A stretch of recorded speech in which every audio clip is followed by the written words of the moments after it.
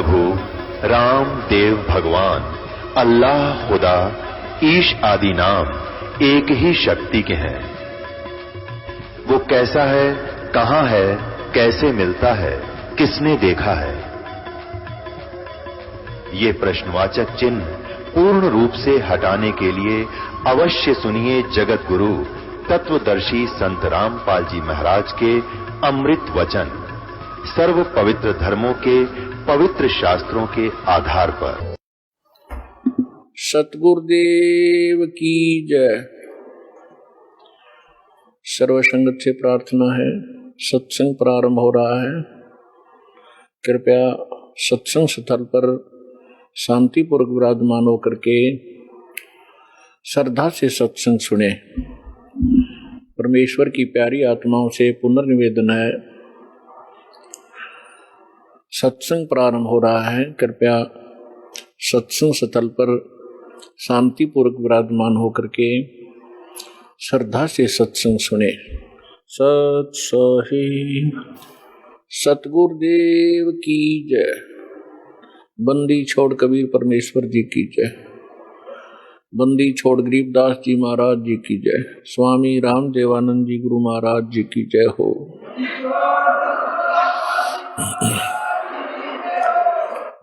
गरीब नमो नमो सतपुरुष को नमस्कार गुरु के नहीं।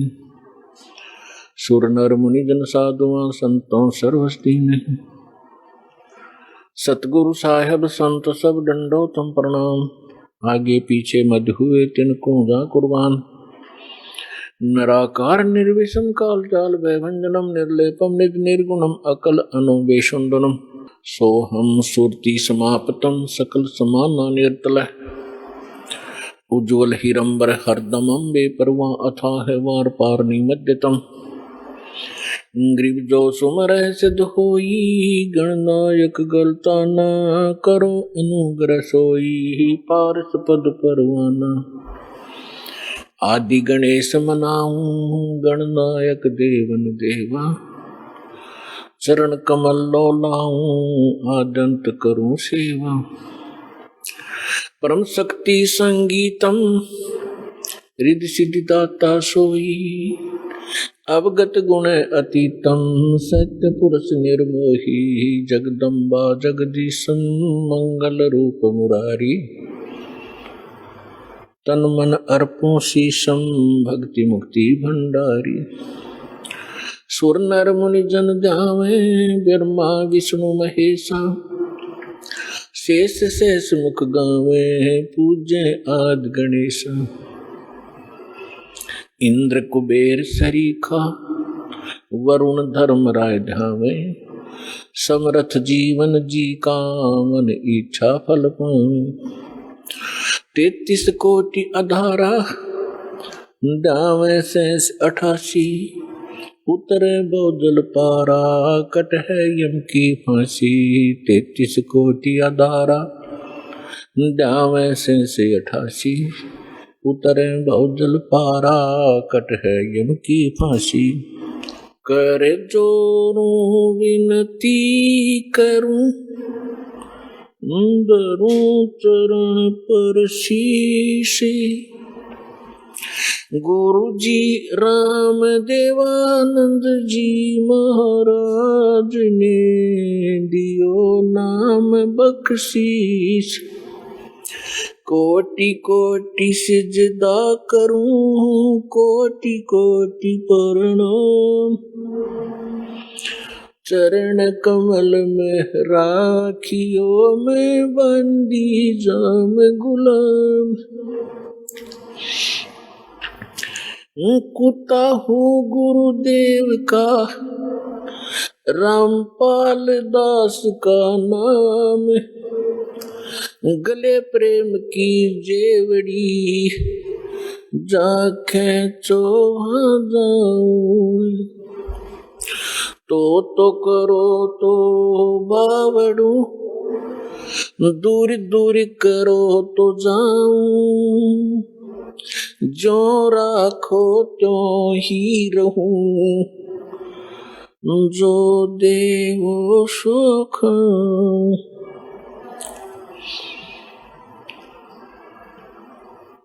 गुरु बड़े गोविंद से मन में देख विचारी, हरि सुमरे वो वार है, गुरु सुमरे हो पार।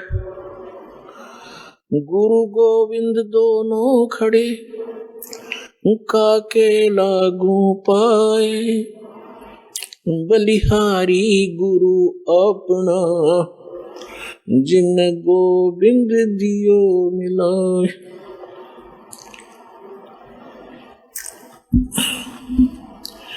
गरीब सतवादी सब संत हैं, आप अपने दाम, आजिज की अरदास है, सकल संत प्रणाम।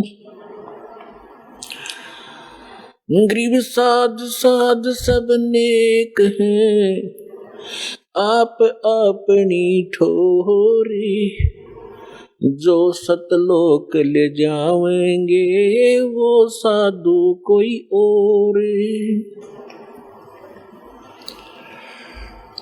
परम पिता परमात्मा पूर्ण ब्रह्म, सारी सृष्टि के रचनहार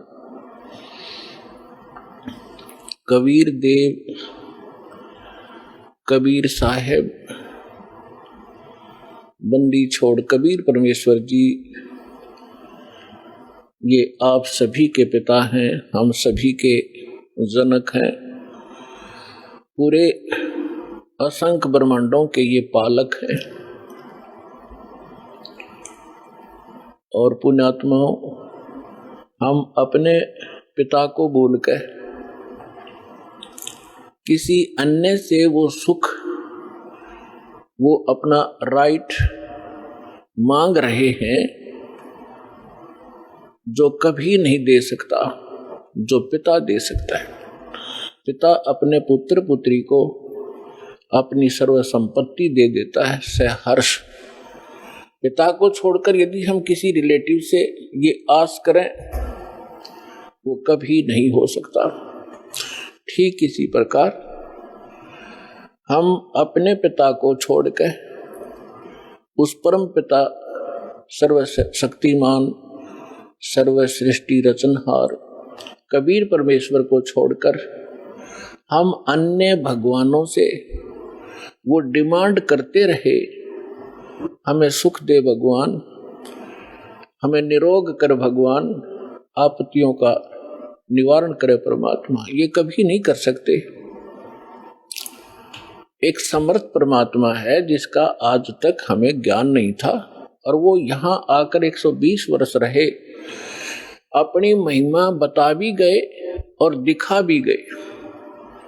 लेकिन हम बालक हैं, बालक की बुद्धि बालक जैसी ही होती है। वो 1000 रुपए के नोट को पकड़कर फाड़ देता है, खेलता खेलता उसको फाड़ देता है, उसको कूड़े में डाल देता है, अग्नि में डाल देता है, क्योंकि उसको उसकी कीमत का पता नहीं। हमारे साथ ऐसा ही होता रहा, क्योंकि हम अध्यात्म ज्ञान से परिचित नहीं हो सके, क्योंकि जिन धर्म गुरुओं को हम आध्यात्मिक टीचर मानते थे, अध्यापक मानते थे, वो अध्यापक नहीं थे। वो तो आप और हमारे जैसे ही ज्ञान के सतर के व्यक्ति थे।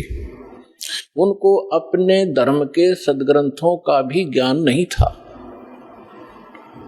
और जिस कारण से हम परमात्मा को पहचानने में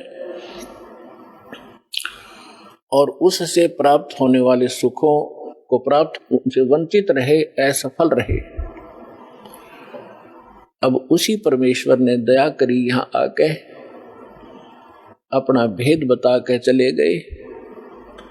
उसके बाद अपने प्यारी आत्माओं को मिले, जैसा भगवान मिला ही करते हैं, उनका विधान है,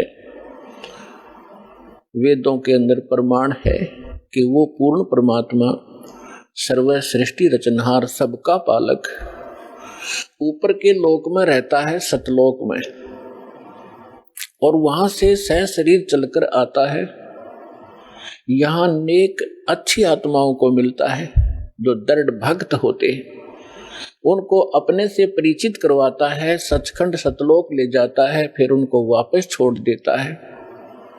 परमात्मा से परिचित वो महान आत्माएं संत उस परमेश्वर के यथार्थ ज्ञान का प्रचार किया करते हैं, लेकिन उनकी संख्या कम होती है और वो ज्ञान सत्य होता है। पूरा विश्व असत्य ज्ञान से परिपूर्ण होता है, ओतप्रोत होता है, जिस कारण से हम भगवान को भी ठुकरा दिया हमने और उन महापुरुषों के अमृतवाणी को भी स्वीकार नहीं किया जिन्होंने परमात्मा को देखा और पाया था।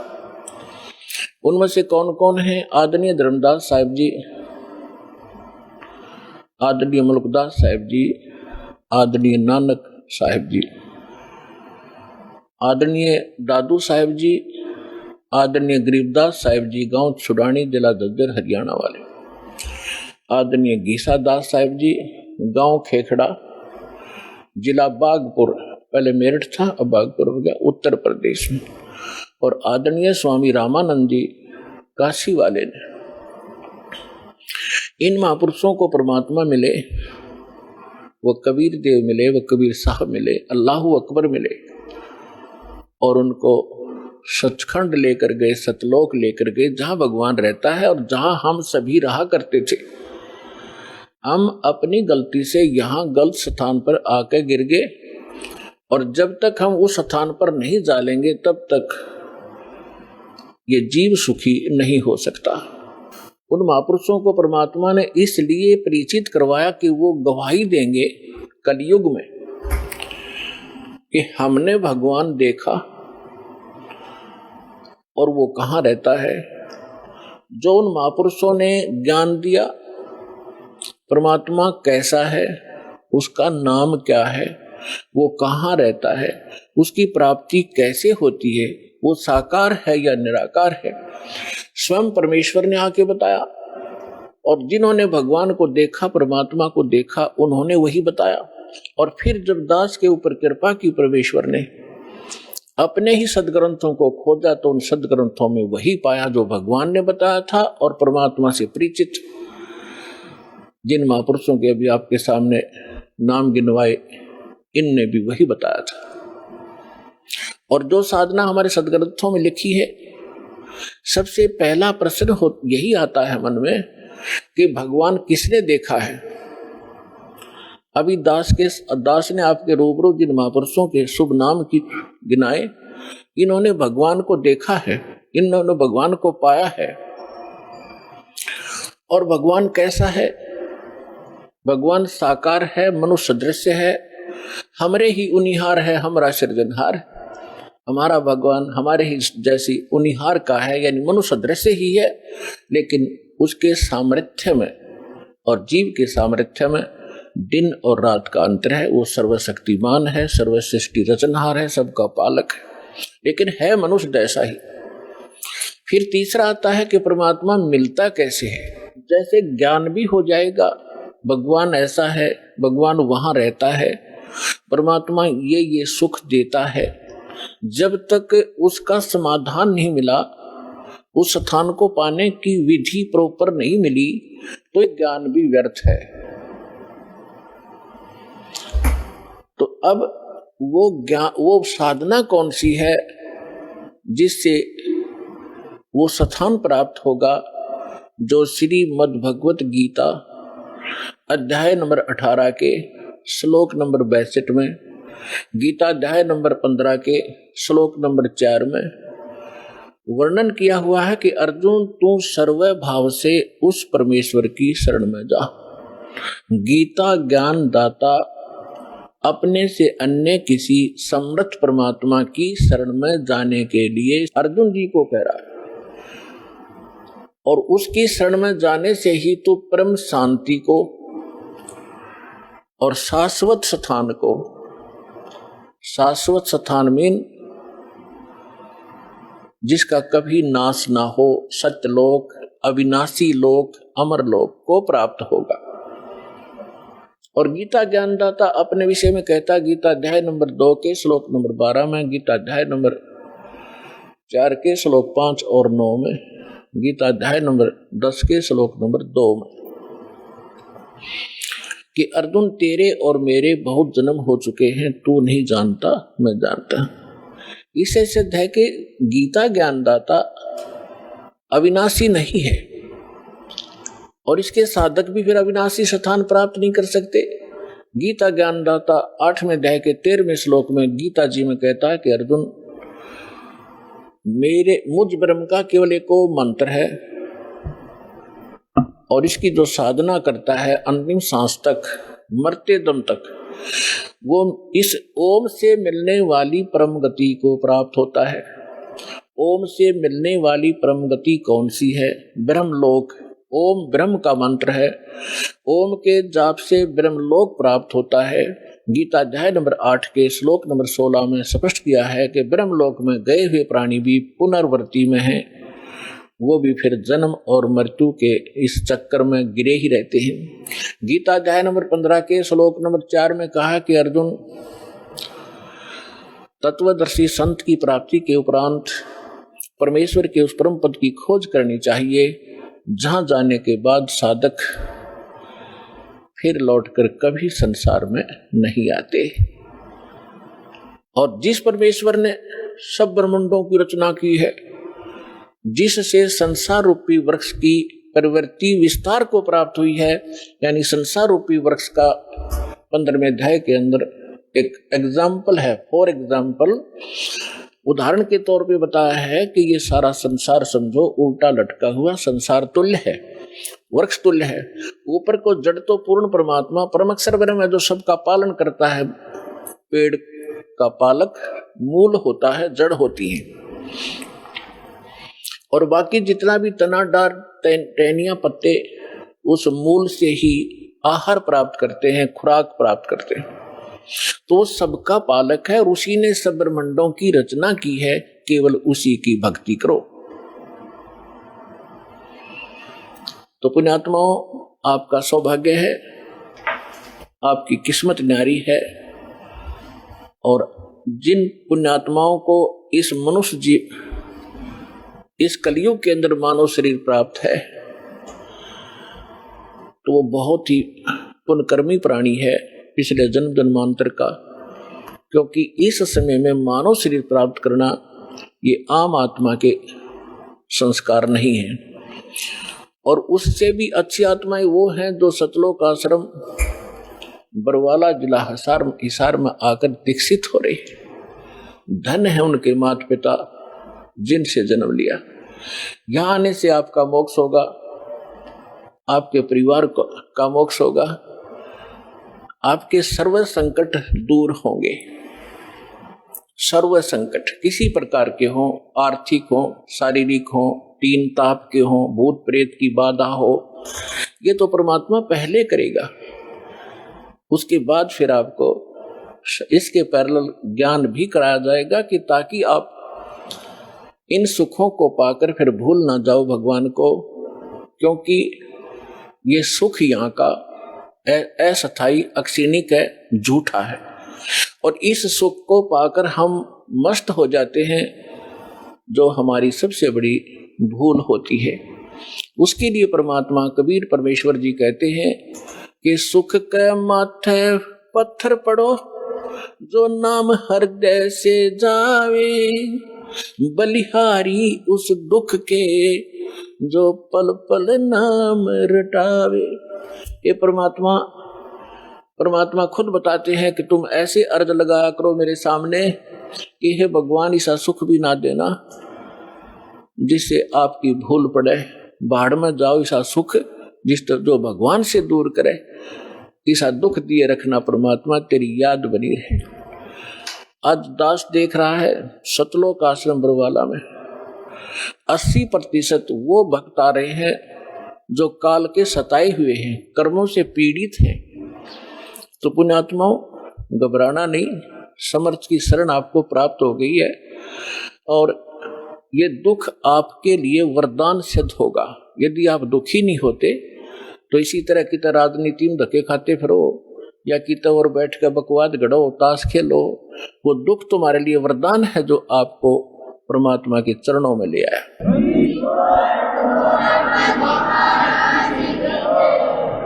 रमता राम जपो रे प्राणी, अब तो सुन ले राम कहानी।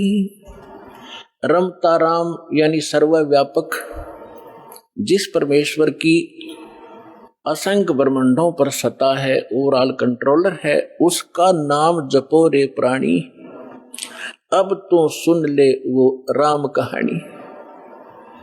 अपने आत्माओं, पहले तो आपको राम की डेफिनेशन बताते हैं, डेफिनेशन ऑफ गॉड। परमात्मा की कहानी सुनाते हैं। परमात्मा कहते किसे हैं? श्रीमद् भगवत गीता अध्याय नंबर 15 के श्लोक 16 और 17 में 3 पुरुष बताए हैं। पुण्यात्माओं, यहाँ थोड़ा सा एक आपको थोड़ा सा सत्र करता हूं कि देखो आज मानो कितना इंटेलिजेंट हो गया, छोटे छोटे बच्चे इतने बड़े बड़े सब्जेक्ट को कंठस्थ याद कर लेते हैं और सफल हो जाते हैं। इसी प्रकार आप विद्यार्थी हैं इस अध्यात्म मार्ग के, तो इसमें आप जी ने बहुत ध्यान से और परमात्मा के इन सदग्रंथों को ध्यान से सुनना है, और इनको थोड़े से दिन में आपका याद हो जाएंगे ये, जिस कारण से आप विचलित नहीं होगे। इसलिए आपको ये कथाएं सुनाई जाती हैं, रह रह कर उन सदग्रंथों के वो श्लोक और अध्याय बताए जाते हैं ताकि आप याद रखो और भी कोई पूछे उसको भक्त को बता सको। फिर वो जाकर के अपने पास रखी हुई उन पुस्तकों को देखेगा कि इस भक्त ने जो श्लोक और मंत्र बताए हैं ये सही है कि गलत। जब वो अपने सदग्रंथों में देखेगा तो दौड़ा दौड़ा फिर वो सतलोक आश्रम बरवाला में आ जाएगा। इसलिए दास आपको रह रह कर ये रेफरेंस याद दिलाता है, और जब पूरे विश्व में ये यथार्थ ज्ञान फैल जाएगा फिर केवल आपको भगवान की चर्चा सुनाया करेंगे। अब तो जब तक ये एग्जाम्पल उदाहरण नहीं दिए जाएंगे तो आप समझ ही नहीं सकते कि सचमुच कबीर इज गॉड। हम अभी तक तो उनको परमात्मा मान रहे थे जो परमात्मा नहीं थे। परमात्मा की डेफिनेशन बताता हूं। श्रीमद् भगवत गीता अध्याय नंबर 15 के श्लोक 16 और 17 में 3 पुरुष बताए हैं, एक सरपुरुष एक अक्षर पुरुष। गीता अध्याय नंबर 15 के श्लोक 16 में 2 पुरुषों का वर्णन है, और इनके विषय में ये भी कहा है कि दोनों पुरुष, पर पुरुष माने प्रभु, स्वामी। अब स्वामी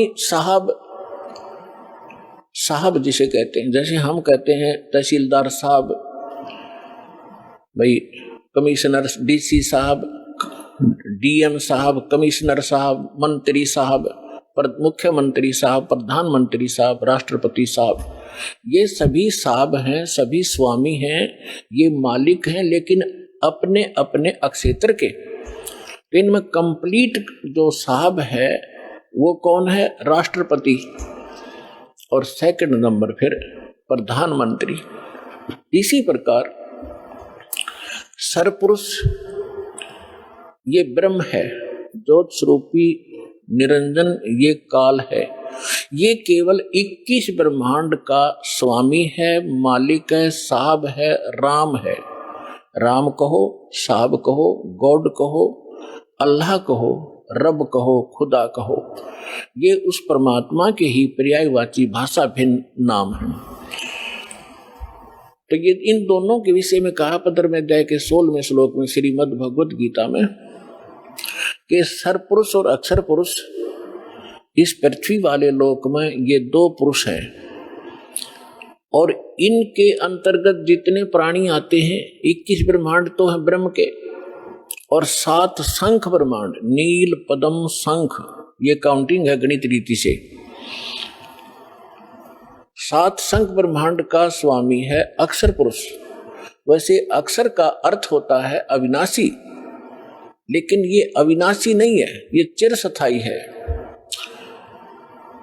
और इसलिए इसको भी अविनाशी कहा गया है। ये वास्तव में अविनाशी नहीं है, क्योंकि इससे अगले मंत्र में 17वें मंत्र में गीता जी में वो स्पष्ट हो जाता है।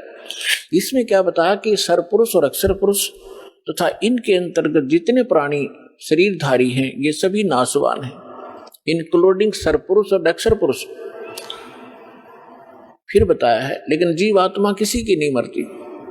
फिर 17वें श्लोक में गीता अध्याय नंबर 15 के श्लोक 17 में कहा है कि उत्तम पुरुष है तू अन्य, उत्तम पुरुष है तू अन्य। उत्तम माने श्रेष्ठ, पुरुष माने परमात्मा। वो श्रेष्ठ परमात्मा तो इन ऊपर वालों से कोई भिन्न है। और परमात्मा इति उदाहरते, जिसको परमात्मा कहा जाता है, जिसको परमात्मा कहा जाता है उस परमात्मा, वैसे परमात्मा शब्द श्रेष्ठ आत्मा को कहते हैं। तो परमात्मा वो है जो केवल सुख देता है, दुख नहीं देता। बाकी हम अन्य को भी परमात्मा मान बैठे, जैसे सरपुरुष काल को भी हम परमात्मा कहा करते, ब्रह्म को। ये परमात्मा नहीं है। जिस लोक में आप रह रहे हो ये लोक परमात्मा का नहीं हो सकता। किसी का बेटा मर गया, किसी की बेटी मर गई, किसी की कैंसर होगी, किसी की टांग कट गई, किसी के हाथ कट गए, कोई अन्य रोग से पीड़ित है, हाहाकार मचा हुआ है, एक्सीडेंट में मर जाते हैं, फ्लड आ जाती है, अक्षेत्र का क्षेत्र तबाह हो जाता। ये परमात्मा का लोक नहीं हो सकता। और अक्षर पुरुष के लोक में भी यही स्थिति है। वहां भी जन्म और मृत्यु, इसी प्रकार के रोग, कष्ट, दुख सभी विद्यमान है। केवल एक सतलोक है, परम अक्षर ब्रह्म, उस उत्तम पुरुष का वो स्थान सतलोक है जहाँ दुख नाम की वस्तु नहीं, वहाँ जन्म, वहाँ मृत्यु नहीं, वृद्धावस्था नहीं और किसी चीज का अभाव नहीं। वहाँ कोई काम नहीं करना पड़ता आपको, कोई टेंशन नहीं, क्योंकि भरा भंडार भगवान का। अब जैसे ये सतलोक आश्रम वाला, ये मिनी सतलोक समझ लेना, उसकी रिहर्सल है, उसका एक सैंपल समझो। ये जैसे आप जी यहाँ आते हो, यहाँ आपको कोई टेंशन नहीं, खाने की, रुकने की, नहाने और धोने की। और सारा दिन आप चाहे 1 हफ्ता रुकते हो, 4 दिन रुकते हो, 10 दिन रुकते हो, बना बना भोजन मिलता है, बिछे बिछाए मैट मिलते हैं, ऊपर पंखे चल रहे होते हैं, नहाओ धो, भगवान का भजन करो, चाहे 10 दिन रुको, आपको कोई टेंशन ही नहीं। और ये सतलोक के अंदर ये सुविधा उपलब्ध है। ये काल का लोक है, यहाँ भी हम इतनी सुविधा नहीं उपलब्ध करा सकते परमात्मा के बच्चों को। फिर भी हमारा जितना सामर्थ्य है कोशिश खूब करते हैं, क्योंकि सतलोक आश्रम वाला में आम आत्मा नहीं आ सकती, परमात्मा की विशेष लाडली आत्मा ही पहुंच पाती है। भले ही वो दुखी है चाहे सुखी है, फिर यहाँ सुखी करेगा उनको। इसलिए हम संभव कोशिश करते हैं इनको कोई कष्ट ना हो। हम तो दास हैं उस परम पिता के, और आप उस भगवान के समर्थ के बच्चे, आपके लिए हम फिर भी संभव कोशिश करते हैं जितनी हमारा सामर्थ्य है कि किसी प्रकार का इनको कोई कष्ट ना हो। तो कहने का तात्पर्य है कि जितना समय आप यहाँ बिताओगे, ये आपका समय और ही तरह का होता है। यहाँ से जाते ही आप देखना, आश्रम से निकलते ही आपको कितनी टेंशन घेर लेती है, वो करना है, वो करना है, वहां जाना, उससे लेना, उससे देना, उसने ऐसे कर दिया। तो हम जब से सतलोक से निकले, हमारे साथ या बीमारी उसी समय से लगी हुई है। अब हमने वही जाना है जहां कोई अभाव नहीं, वहां फलदार सदाबहार वृक्ष हैं, सदाबहार मेवे हैं। जैसे जंगल में आपने देखा होगा शामक खड़ा रहता है, पहले पुराने समय में तो बहुत ज्यादा फलदार वृक्ष होते थे, कहीं पर कुछ लग रहा है, कहीं पर कुछ फल लगे हुए हैं, खाओ तोड़ो खाओ बैठ के ठाट से। तो वहां सतलोक के अंदर आपको कोई काम नहीं है और सब चीज उपलब्ध है। तो कहने का भाव यह है कि वो सतलोक है उस परम पिता परमात्मा का, और वो भगवान परमात्मा है। अब यहां बताया है, रमता राम जपोरे प्राणी, अब तो सुन ले राम कहानी। अब हम राम शब्द से कहाँ हम अपने दिमाग की सुई ले जाते थे, श्री रामचंद्र जी सन ऑफ राजा दशरथ, अयोध्या का राजा। हम जब राम शब्द हमारे हृदय में आता था, हमारे धर्म गुरुओं ने हमें ऐसा गलत फीड कर दिया था कि राम नाम आते ही वो धनुष बांध लिए हुए श्री रामचंद्र दिखाई देते थे। देखो, अब राम समझना हमने राम की डेफिनेशन समझनी है। अभी आपको बताया था कि जैसे तहसीलदार भी साहब है, कमिश्नर भी साहब है, ये सभी साहब हैं, मंत्री, मुख्यमंत्री, प्रधानमंत्री, राष्ट्रपति, सारे साहब हैं, लेकिन ये अपने अपने सत्र के साहब हैं। और इनमें जो समर्थ साहब है वो राष्ट्रपति, प्रधानमंत्री जी हैं। इसी प्रकार रामचंद्र जी ये श्री विष्णु समझो, सतोगुण विष्णु। और विष्णु जी की कितने राम हैं, कितने मालिक हैं, कितने पुरुष हैं, कितने प्रभु हैं, कितने देव हैं, ये केवल एक सतोगुण प्रधान परमात्मा, सतोगुण प्रधान भगवान राम है ये। और केवल एक ब्रह्मांड के अंदर 3 लोकों के ऊपर इस विभाग के मंत्री हैं। ये सतोगुण विभाग के मिनिस्टर हैं, पृथ्वी लोक पर, स्वर्ग लोक पर और नीचे पाताल लोक पर। केवल 3 लोकों पर अपने इस विभाग के ये स्वामी हैं, राम हैं। ब्रह्मा जी रजोगुण विभाग के मंत्री हैं, मिनिस्टर हैं, और ये भी इन्हीं 3 लोकों के ऊपर स्वामी हैं, राम हैं, मालिक हैं, पुरुष हैं, प्रभु हैं। और शंकर भगवान तमोगुण विभाग के मिनिस्टर हैं। इसी प्रकार इन 3 लोकों पर इनके जो पिता हैं सरपुरुष ब्रह्म ज्योत स्वरूपी निरंजन, ये इसके 21 ब्रह्मांड हैं। एक ब्रह्मांड समझो एक प्रांत है, और ये प्रत्येक प्रांत में मुख्यमंत्री का, चीफ मिनिस्टर का रोल करता है। अपने 3 पुत्रों को ये प्रधानमंत्री, ये मंत्री बनाकर रखता है। मुख्यमंत्री, मुख्य मीन यहाँ वाला मुख्यमंत्री नहीं, यानी अन्य से जैसे देव और भी हैं, जैसे जल का देवता वरुण है और धन का देवता कुबेर है, ऐसे ये अलग अलग जो और देवता हैं, जैसे सूर्य प्रकाश स्रोत का देवता भगवान प्रभु सूर्य है। सूर्य ये आग का गोला नहीं है, एक देव है जो इन प्रकाश स्रोतों का स्वामी है। जैसे बिजली मंत्री होता है, बिजली मंत्री, विद्युत मंत्री वो कोई पत्थर का नहीं होता, या कोई वो बिजली चमकती हुई नहीं होता, वो एक इंसान होता है, उसके कंट्रोल में बिजली विभाग होता है। इसी प्रकार सूर्य देव ये नहीं है जो सूर्य चमक रहा है, इनके ऊपर कंट्रोलर है सभी सूर्यों पर। इस ब्रह्मांड के अंदर भी कई सूर्य हैं, एक नहीं, और ऐसे ऐसे बहुत से और भी प्रकाश स्रोत हैं चंद्रमा की तरह, तो उन सब का कंट्रोलर वो है। ऐसे तो कहने का भाव ये है कि ये केवल 21 ब्रह्मांड का स्वामी है सरपुरुष, और अक्षर पुरुष 21 ब्रह्मांड, 7 संग ब्रह्मांड का राम है, 7 संग ब्रह्मांड का स्वामी है, मालिक है। और परम अक्षर ब्रह्म, पूर्ण परमात्मा, उत्तम पुरुष है तू अन्य, वो कबीर देव जो है परम अक्षर ब्रह्म, वो असंख्य ब्रह्मांड का राम है, मालिक है, स्वामी है। तो अब क्या बताते हैं, रमता राम जपो रे प्राणी, अब तो सुन ले राम कहानी।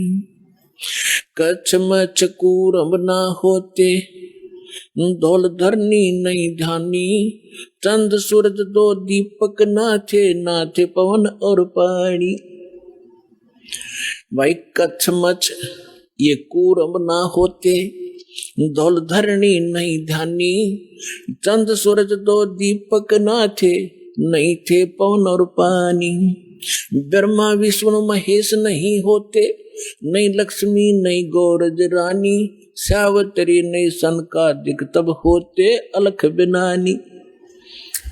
पुणात्मा आप दास जी अभी आपको बताया था कि परमात्मा अच्छी आत्माओं को मिलते हैं, ये उनका विधान है। और वो सतलोक में रहता है, वहां से गति करके आते हैं, अच्छी आत्माओं को मिलते हैं और अपनी महिमा को आप ही अपनी अमृतवाणी से बोल बोल कर ऊंचे स्वर में कविताओं के माध्यम से, दोहों के माध्यम से, शब्दावली के माध्यम से एक कवि की तरह आचरण करते हुए वो अपना ज्ञान प्रचार करते हैं और उनसे प्राप्त ज्ञान को संत भी उसी प्रकार उस परमात्मा की महिमा को सुनाया करते हैं। तो परमात्मा कहते हैं, चारों युग में मेरे संत पुकारे, कोक कहा हम हेल रे, हीरे माणिक मोती बरसे, ये जग चुगता ढेल रे। परमात्मा स्वयं आकर बता के गए थे 600 वर्ष पहले अपनी अमृतवाणी में, कबीर वाणी में,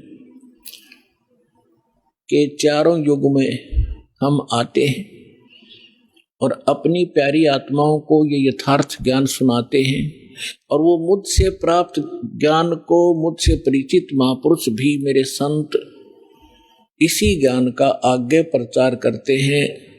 ढोल के डंके पे जगह जगह जाकर सत्संग करते हैं। तो क्या बताते हैं, चारों युग में परमात्मा आते हैं। सतयुग में सत सुकृत कह टेरा, त्रेता नाम मुनिंदर मेरा, द्वापर में करुणा में कहाया, कलयुग नाम कबीर धराया। चारों युग में मेरे संत पुकारे, कोक कहा हम हेल रे, हीरे माणिक मोती बरसे, यो जग चुगता ढेल रे। परमात्मा ने कहा और मेरे से परिचित सब संत वो भी यही बता रहे हैं कि हम यथार्थ ज्ञान, यथार्थ वो भक्ति विधि बखेर रहे हैं, सरेआम आवाज लगाकर सुना रहे हैं। आप हमारे इस ज्ञान को ना सुनकर जो हम सत साधना रूपी और सत ज्ञान रूपी हीरे और मोती आपके ऊपर बरसा रहे हैं, आपके सामने डाल रहे हैं, आप ठुकरा कर चल देते हो और आप आन उपासना करते हो अन्य देवताओं की, जो शास्त्र विधि को त्याग कर मनमाना आचरण है, जिसके विषय में श्रीमद् भगवत गीता अध्याय नंबर 16 के श्लोक 23 और 24 में कहा गया है कि शास्त्र विधि को त्याग कर जो मनमाना आचरण करते हैं अर्जुन, उनको न तो कोई सुख होता है, न उनकी सिद्धि होती है और न ही उसको कोई गति होती है। व्यर्थ, यूजलेस। इससे तेरे लिए अर्जुन कर्तव्य और अकर्तव्य की व्यवस्था में कौन सी साधना करनी चाहिए, कौन सी भक्ति करनी चाहिए और ना करनी चाहिए, उसमें सदग्रंथ ही प्रमाण मानना, किसी के लोक वेद पर, दंत कथा पर विश्वास मत करना। तो जितने भी परमात्मा कहा करते थे कि तुम्हारे जो धर्म गुरु हैं, कबीर परमेश्वर जी कहा करते थे कि तुम्हारे जितने धर्म गुरु हैं ये गलत ज्ञान प्रचार कर रहे हैं, तुम्हें सत्य भक्ति नहीं बता पा रहे हैं और हम सत्य भक्ति बता रहे हैं, तुम इनको ठुकरा करके वो साधना कर रहे हो जो ना तुम्हें सुख दे कर सकती है, ना तुम्हारा भविष्य में आने वाले आपदाओं को नहीं टाल सकती है। आपके प्रारब्ध में, आपकी किस्मत में जो लिखा है आपका कष्ट, उसका निवारण नहीं कर सकते। तो वो आप डड़े ढो रहे हो, कंकर पत्थर इकट्ठे कर रहे हो, उनको हीरे और मोती जान गए, वो तुम्हारी भारी भूल है। इन कंकर और पत्थरों को जब आप आगे जाकर ले जाओगे सिर पर रख कर, और जहां इनकी कीमत लगेगी तब आपको पता चलेगा कि तुम पत्थर उठा लाए, कंकर उठा लाए, लाल हाथ लगा नहीं। तो क्या बताते हैं, चारों युग में मेरे संत पुकारे, कोक कहा हम हेल रे, हीरे माणिक मोती बरसे, ये जग चुगता ढेल रे। कि हम सत साधना, सत भक्ति रूपी हीरे मोती आपके ऊपर बरसा रहे हैं और आप फिर भी कंकर पत्थर यानी आन उपासना करने में लगे हुए हो, उन देवी देवताओं की पूजा करते हो जो तुम्हें कभी सुख नहीं दे सकते। वो स्वयं सुखी नहीं, उनका अस्थायी समय सबका सब नाशवान है। थिर पकड़ थिर रही है, समर्थ की शरण गह कर ही आप सुखी हो सकते हो।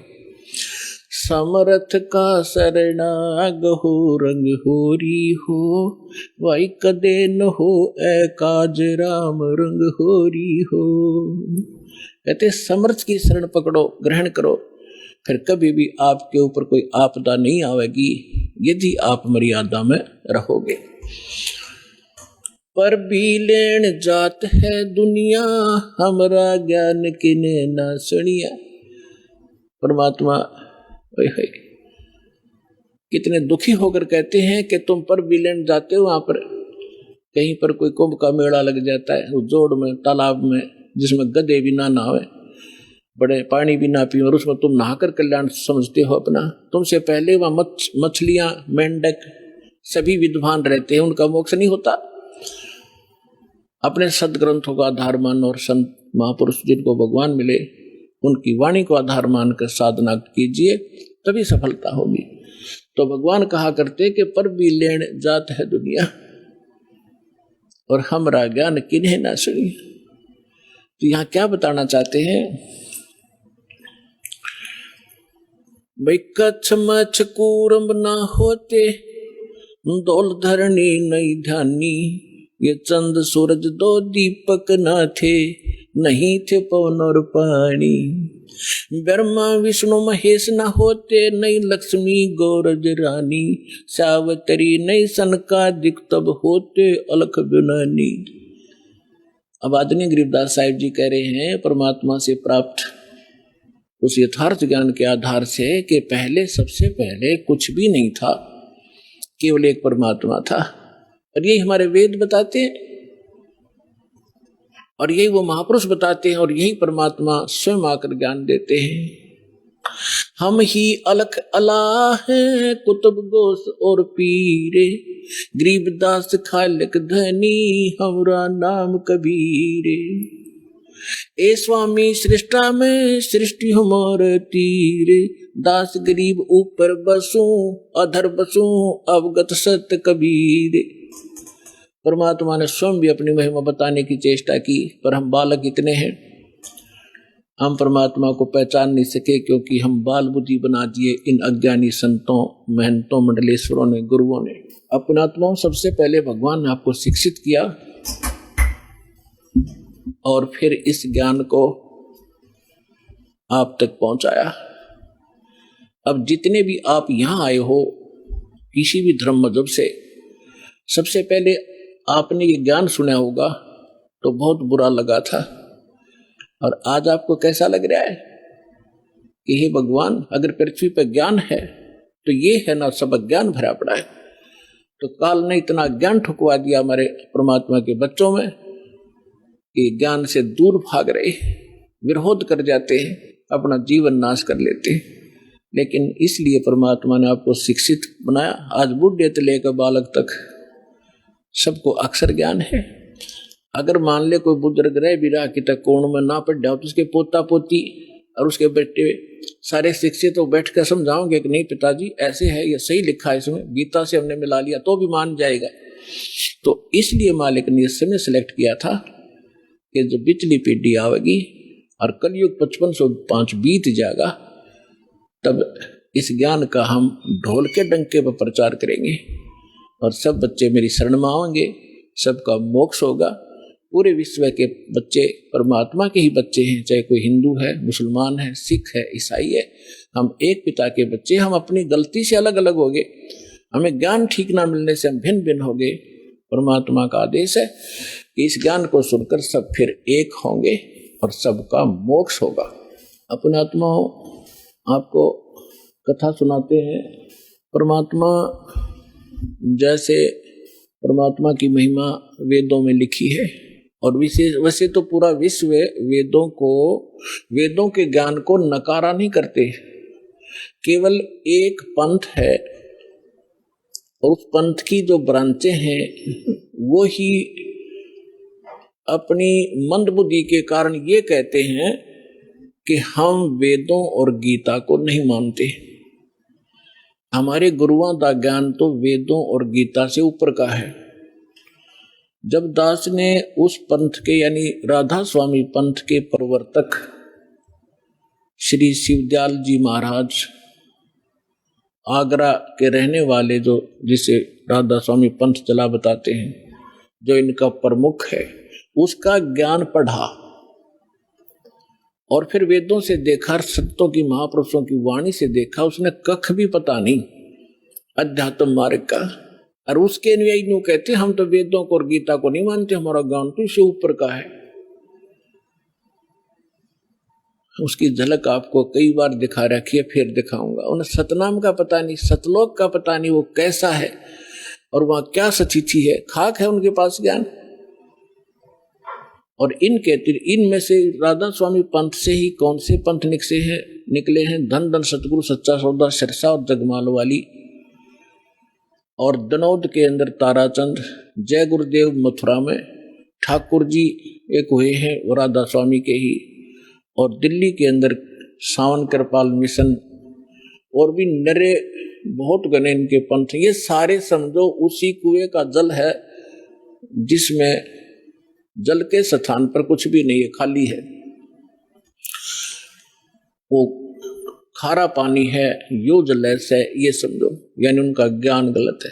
विश्व में कोई भी किसी भी मजहब का आदमी वेदों और गीता को नकारता नहीं, सब मानते। विशेषकर हिंदू धर्म तो मानता ही मानता है। तो दास आप ये समझाना चाहेगा कि जब वेदों में जो ज्ञान लिखा है, परमात्मा कैसा है, कहाँ रहता है, कौन है, कैसे मिलता है, तो फिर कम से कम हिंदू समाज ने पढ़े लिखे हो, एजुकेटेड हो, कोई बालक नहीं बतेरे दिन बहका लिया इन हमारे को, तो आपने तो मानना ही पड़ेगा कि जो वेदों में परमात्मा की डेफिनेशन लिखी है, परमात्मा की महिमा लिखी है, उसकी परिभाषा लिखी है, वो सत्य है।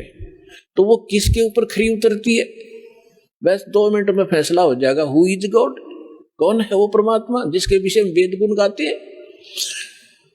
ऋग्वेद मंडल नंबर 9 सूक्त 86 का मंत्र 26 और 27 में, ऋग्वेद मंडल नंबर 9 सूक्त 82 का 1 2 3 में, ऋग्वेद मंडल नंबर 9 सूक्त 54 मंत्र 3 में, ऋग्वेद मंडल नंबर 9 सूक्त 20 मंत्र 1 में, ऋग्वेद मंडल नंबर 9 सूक्त 1 मंत्र 8 और 9 में, ऋग्वेद मंडल नंबर 9 सूक्त 96 के 16 से 20 में, ऋग्वेद मंडल नंबर 9 सूक्त 94 के मंत्र 1 में, ऋग्वेद मंडल नंबर 9 सूक्त 95 के मंत्र नंबर 2 में, और भी अनेकों स्थानों पर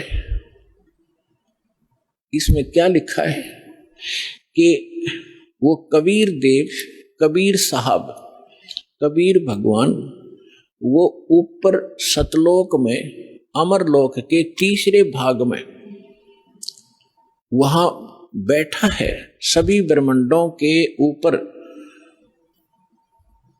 भवनो सर्व भवनो ओपरी तिष्ठति, सभी ब्रह्मांडों के सभी भवनों के ऊपर विराजमान है, और वो सिंहासन पर बैठा है जैसे राजा होते, राजा बैठते हैं, राजा के समान है, देखने में मनुष्य सदृश है, और वहां से गति करके आता है।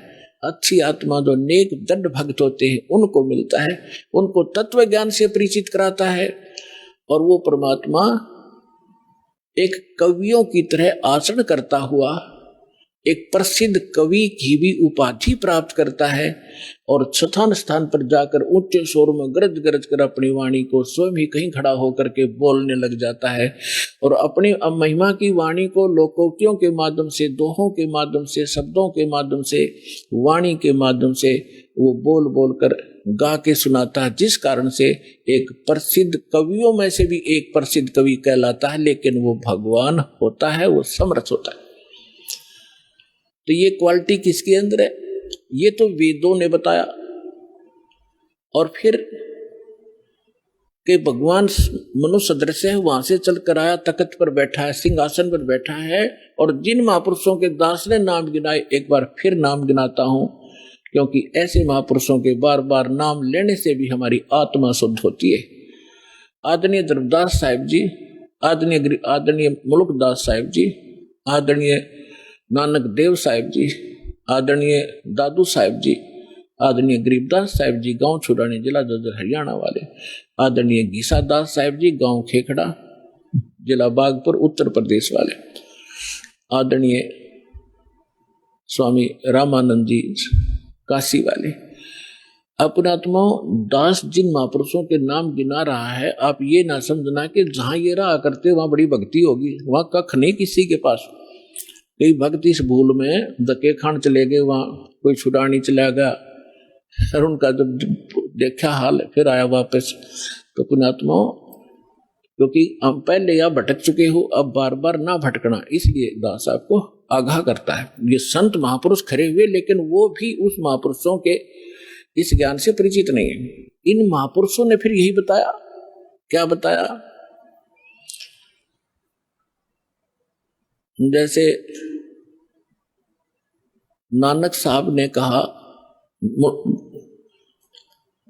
धर्मदास जी ने तो कल में तोड़ रखी है, पूरा कबीर सागर लिख रखा है भगवान कबीर साहब के बारे में। ये पूर्ण परमात्मा है। मैंने सचखंड में जाकर देखा, वहां सिंहासन पर विराजमान थे, बड़ा तेजो में शरीर था इन्हीं का। फिर वही मुझे फिर यहाँ मथुरा में मिले दोबारा आकर के, लेकिन यहाँ उनका तेज इतना नहीं था जितना सतलोक में था। तो ये भी गरीबदास साहिब जी कहते हैं कि तेज पुंज अन्य दे धरकर इस विधम को बैठी, हल्का तेज पुंज का शरीर बनाकर वो यही वेद बताते हैं कि वो अपने शरीर को सरल करके वो परमात्मा यहाँ प्रकट होता है, आता है, अच्छी आत्माओं को मिलता है। तो इन्होंने क्या बताया है कि जैसे धर्मदास जी ने कहा कि आज मोहे दर्शन दियो जी कबीर, आज मोहे दर्शन दियो जी कबीर, सतलोक से चल कर आए, सतलोक से चल कर आए, काटन काल की जंजीर, आज मोहे दर्शन दियो जी कबीर, आज मोहे दर्शन दियो जी कबीर। नानक साहब ने कहा है, मलुकदास जी ने कहा है, जपो रे मन परमेश्वर नाम कबीर, जपो रे मन साहेब नाम कबीर। एक समय गुरु बंसी बजाई कालंदरी के तीर, एक समय गुरु बंसी बजाई कालंदरी के तीर, सुर नर मुनि जन सब थकत बहे हुआ, रुक गया दरिया नीर, जपो रे मन साहेब नाम कबीर। दोनों दीन का झगड़ा ठन गया, टोहा ना पाया शरीर, जपो रे मन साहेब नाम कबीर। दास मलूक सलूक कहत है, खोजो खसम कबीर, जपो रे मन परमेश्वर नाम कबीर। नानक साहब जी कहते हैं, हाई सूरत मुलुक की वेश, ए ठगवाड़ा ठक्की देश, खरासी आना भोता वार, ये धानक रूप रहा करता। श्री गुरु ग्रंथ साहिब जी के प्रश्न नंबर 24 पन्ने पर ये वाणी अंकित है कि एक सवान दुई सवानी नाल भलके भोकाई, सदा ब्याल कूड़ छुरा मूठा झूठा मरदार, और ये धानक रूप रहा करता। भाई सूरत मुलुक की वेश। फिर नानक साहब जी कहते हैं, तेरा एक नाम तारे संसार में एहो आस एहे आधार, ये धानक रूप रहा करता। हाई सूरत मुलुक की वेश, ए ठगवाड़ा ठगी देश, खरासियाना भोता वार, ये धानक रूप रहा करता। और प्रश्न नंबर 731 पे कहा है कि अंधा चुंदला नीच जात परदेसी, मेरा छिन आवे चल जावे, और जाकी संगत नानक रंदा, कैसे मूड़ा पावे। गुरु ग्रंथ साहिब जी के प्रश्न नंबर 721 पर लिखा है, एक अर्ज गुप्तम पेश तो दर कून करतार, हक्का कबीर करीम तू बे अपरवरदिगार, नानक बुगोयत जन तुरा, तेरे चाकरा पा खाक्स फाकाक। तो फिर आदमी दादू साहिब जी ने कहा है, जिन मुझको निज नाम दिया, सोए सतगुरु हमारे, दादू दूसरा कोई नहीं, ये कबीर सिरजनहारे। आदमी गरीबदास साहिब जी को परमात्मा मिले जब वो 10 वर्ष की आयु के थे। आदरणीय गरीबदास साहिब जी का जन्म विक्रमी संवत 1774 में हुआ और सन 1774 में हुआ, सन 1717 में। और 10 वर्ष की आयु जब हो चुकी थी संवत 1784 और सन 1727 में, वो परमेश्वर जिसकी महिमा का गुणगान वेद बताते हैं वो कैसी लीला करता है, गरीबदास साहिब जी की थोड़ी सी जानकारी देंगे आपको। क्योंकि हमारे अध्यात्म मार्ग में इन महापुरुषों का एक विशेष योगदान है, सभी का। लेकिन इनमें से गरीबदास साहिब जी को परमात्मा ने अपनी योजना अनुसार पुनः वो सत्य ज्ञान दिया है जो अन्य संतों को तो दिया था, लेकिन उनकी वाणी सभी संग्रह नहीं हो सकी, या गरीब धर्मदास साहिब जी को दिया था कंप्लीट, उसने लिखा ही था साथ बैठ के। जैसे आदरणीय नानक साहिब जी की सारी वाणी गुरु ग्रंथ साहिब तक नहीं पहुंची, नहीं लिखी गई, उसमें बहुत सी वाणी कहीं कहीं रह गई।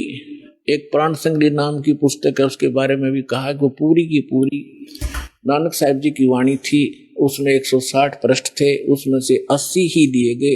160 अध्याय थे, 160 अध्याय थे, 80 ही लिए गए, बाकी कुछ रह गए किन्हीं कारणों से, वो लंबा विषय है, फिर बताएंगे। तो इस कारण से इस विशेष अध्यात्म ज्ञान को समझने के लिए विशेष योगदान है आदरणीय गरीबदास साहिब जी गांव छुड़ानी जिला जज्जरवाड़े का। क्योंकि परमात्मा को मालूम था, परमेश्वर ने जैसे काल ने कहा था कि आप कबीर नाम से अपना ज्ञान प्रारंभ करोगे और मैं आपके ही मार्ग में, आपके ही पंथ में अपने 12 दूत भेज दूंगा, आपके ज्ञान को खराब करेंगे और कबीर पंथी को आया करेंगे, नाम सारे गलत देंगे, तेरे ही अनुयायियों का मैं भट्ठा बैठाऊंगा। तब परमात्मा ने कहा था ठीक है, तो अपना काम करिए, मैं अपना करूंगा। फिर परमात्मा ने कबीर सागर के अंदर कबीर बानी एक चैप्टर है, उसके पृष्ठ नंबर 134, 35, 36 और 37 पे यह स्पष्ट किया है कि गरीबदास जी का 12वां पंथ होगा। संवत, उसमें गलती से संवत 1775 लिखा है, वहां 74 होना चाहिए, मिसप्रिंट है। कि उसमें जो आएगा भक्त संत, जो उसका मुखिया होगा, उसके माध्यम से मैं अपनी महिमा की वाणी को पुनः प्रकट कराऊंगा। लेकिन उस गरीबदास पंथ वाले भी उससे परिचित नहीं होंगे, असंग जन्म तक वो मेरे इस ज्ञान को समझ नहीं सकेंगे। फिर परमात्मा ने कहा था कि जब, जैसे काल ने कहा था 12 पंथ करूं मैं साजा और नाम तुम्हारा ले करूं आवाजा, 12 पंथ चालू करूंगा तेरे नाम तक, परमेश्वर से कहा था। और 12 पंथ नाम जो ले ही सो मेरे मुख में आन समोई, और अनेक पंथ चलाऊं, उनसे न्यारे राधा स्वामी, धन धन सतगुरु, जय गुरुदेव और ये ठाकुर जी, विनोद वाला, ताराचंद, ये और अनेक पंथों में से है। और अनेक पंथ चलाऊं या विद जीवों को भरमाऊं, जोग जीत जाओ संसारा, जीव न माने कहा तुम्हारा। तो इसलिए परमेश्वर ने कहा था कि चौथा युग जब कलयुग आई तब हम अपना अंश पठाई और काल फंद छूटे नरलोई, सकल सृष्टि परवानी खोई। ये तो उन्होंने बता दिया कि 12वें पंथ में मेरी महिमा की वाणी प्रकट होगी। उसके बाद फिर उस गरीब 12वें पंथ में हम ही चलावें और सब पंथ मिटा के एक पंथ चलावें। तो उस परमात्मा ने ये दास भेज दिया, पुण्यात्माओं, गरीबदास पंथ में ही दास का से ही निकास हुआ है। फिर क्या बताया है कि कलयुग बीते 5505, तब ये मेरा वचन होगा साचा। कलयुग बीत जावे जब एता, और सब जीव परम पुरुष पद चेता। 5505 जब वर्ष बीत जाएंगे, उस समय ये मेरी बात सत्य होगी कि मैं 12वें पंथ में स्वयं आऊंगा, सब पंथों को मिटाकर एक पंथ चलाऊंगा। अपने आत्मा थोड़े से दिन की बात है, बुद्धिमान समाज है, अभी तक उनके पास ये ज्ञान पहुंचा नहीं है और पहुंचने लग रहा है। परमात्मा तो दयालु है, घर घर टीवी लगा दिए, मोबाइल बना दिए, इनमें चिप डलवा लो, सीडी बैठ कर देख लो, पुस्तक पढ़ लो, टीवी देख, कहीं ना कोई तो मार्ग से अपने बच्चों तक ये पहुंचा कर छोड़ेंगे। और जब उनको ये समझ में आएंगे, ऐसे आएंगे दौड़कर और सब एक हो जाएंगे, सबका मोक्ष होगा, सब यहाँ भी सुखी होंगे और सतलोक जाएंगे, जहाज भर भर कर भगवान आपको सतलोक छोड़ का होगा।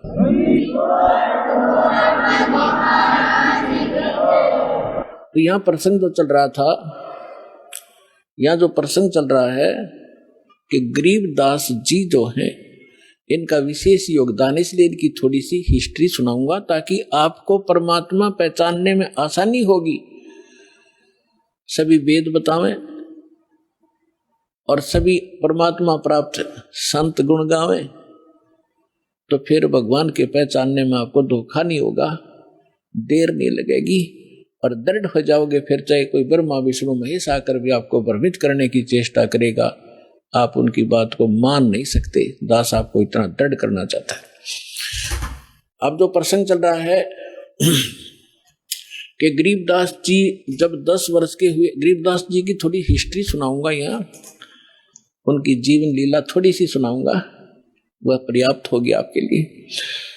गरीबदास जी गांव करौथा, जहां अपना आश्रम है, सबसे पहले हमने 1999 में वहीं से स्टार्ट किया था। 2006 में करौथा कांड इन दुष्ट लोगों ने कर दिया था, वो उधर कोई बात नहीं, हम परमात्मा ने हमारा यहाँ सफलता कर दी। हमें तो अपना प्रचार करना है, चाहे कहीं जंगल में बैठ कर गुणगावा भगवान के, बच्चों तक ज्ञान पहुंच जाना चाहिए। तो करौथा गांव के वो मूल निवासी थे उनके पिताजी, और वो ब्याहे थे गांव छुडानी, जिला झज्जर हरियाणा में, और गांव करौथा है जिला रोहतक में। तो यहाँ उनके नाना के छुडानी के अंदर, यानी गरीबदास जी की माता का कोई भाई नहीं था, जिस कारण से उनके नाना जी ने उनके पिताजी श्री बलराम जी को, उनका धनखड़ गोत्र है, अपने घर पे छुडानी में घर जमाई बोलते हैं कि अपने जमाई को वहां रख लेना, उसको घर जमाई कहते हैं। तो सारी संपत्ति उनको दे दी, अपनी बेटी को यानी उसके दामाद को। उनके लगभग 2500 बीघा, जैसे राजस्थान में बीघा होता है, तो 2500 बीघा, पहले बीघा ही था यहाँ पर भी, ये बाद में जो बनी है यहाँ पर एकड़, तो 2500 बीघा जमीन था। इतना बड़ा किसान थे। आज के 1400 के करीब, पौने 1400 के करीब एकड़ जमीन बनती है उन 2500 बीघा की। तो सारी संपत्ति के वारिस फिर गरीबदास जी ही थे। 10 वर्ष के बालक थे, उनके पिताजी यानी नाना जी तभी तक वहां साथी थे। तो उनके वहां लगभग 150 गौवें थी, चरागाह, क्योंकि अपने खेत बहुत बड़े थे, गौवें रखते थे। गरीबदास जी उन गौवों के पाली जाया करते थे चराने के लिए जंगल में। उनके साथ में अन्य गांवों के कुछ उनके किसान के यहाँ जो किराए पर पाली होते थे, और कुछ अन्य गांव वाले भी अपनी गौवों को उनके खेतों में चराने के लिए साथ चले जाते थे। संवत 1784 यानी सन 1727 और फागुन उतरते की द्वादशी यानी फागुन सुदी द्वादशी को दिन के लगभग 10 बजे सभी गौवें चर रही थी। कोई बैठी हुई थी वृक्षों के नीचे, जांडी उस साइड में, जैसे राजस्थान के अंदर जांड होते हैं ना, जांडियां, ऐसा ही स्थिति थी उस क्षेत्र की उस समय, जो आज बहुत से क्षेत्र में राजस्थान के अंदर। तो वहां जांडी ज्यादा होती थी, उन जांडियों के पास बैठी थी। और एक रास्ता है, गांव कबलाना है, छुडानी की सीमा से सटा हुआ। गांव कबलाना से गांव छुडानी में कच्चा रास्ता आता था। उस कच्चे रास्ते के ऊपर एक बड़ा पेड़ था जांडी का, उसके नीचे सभी पाली बैठे हुए थे, इंक्लूडिंग गरीबदास जी, और वो भोजन खा रहे थे, अपना 10 बजे से भोजन खा रहे थे।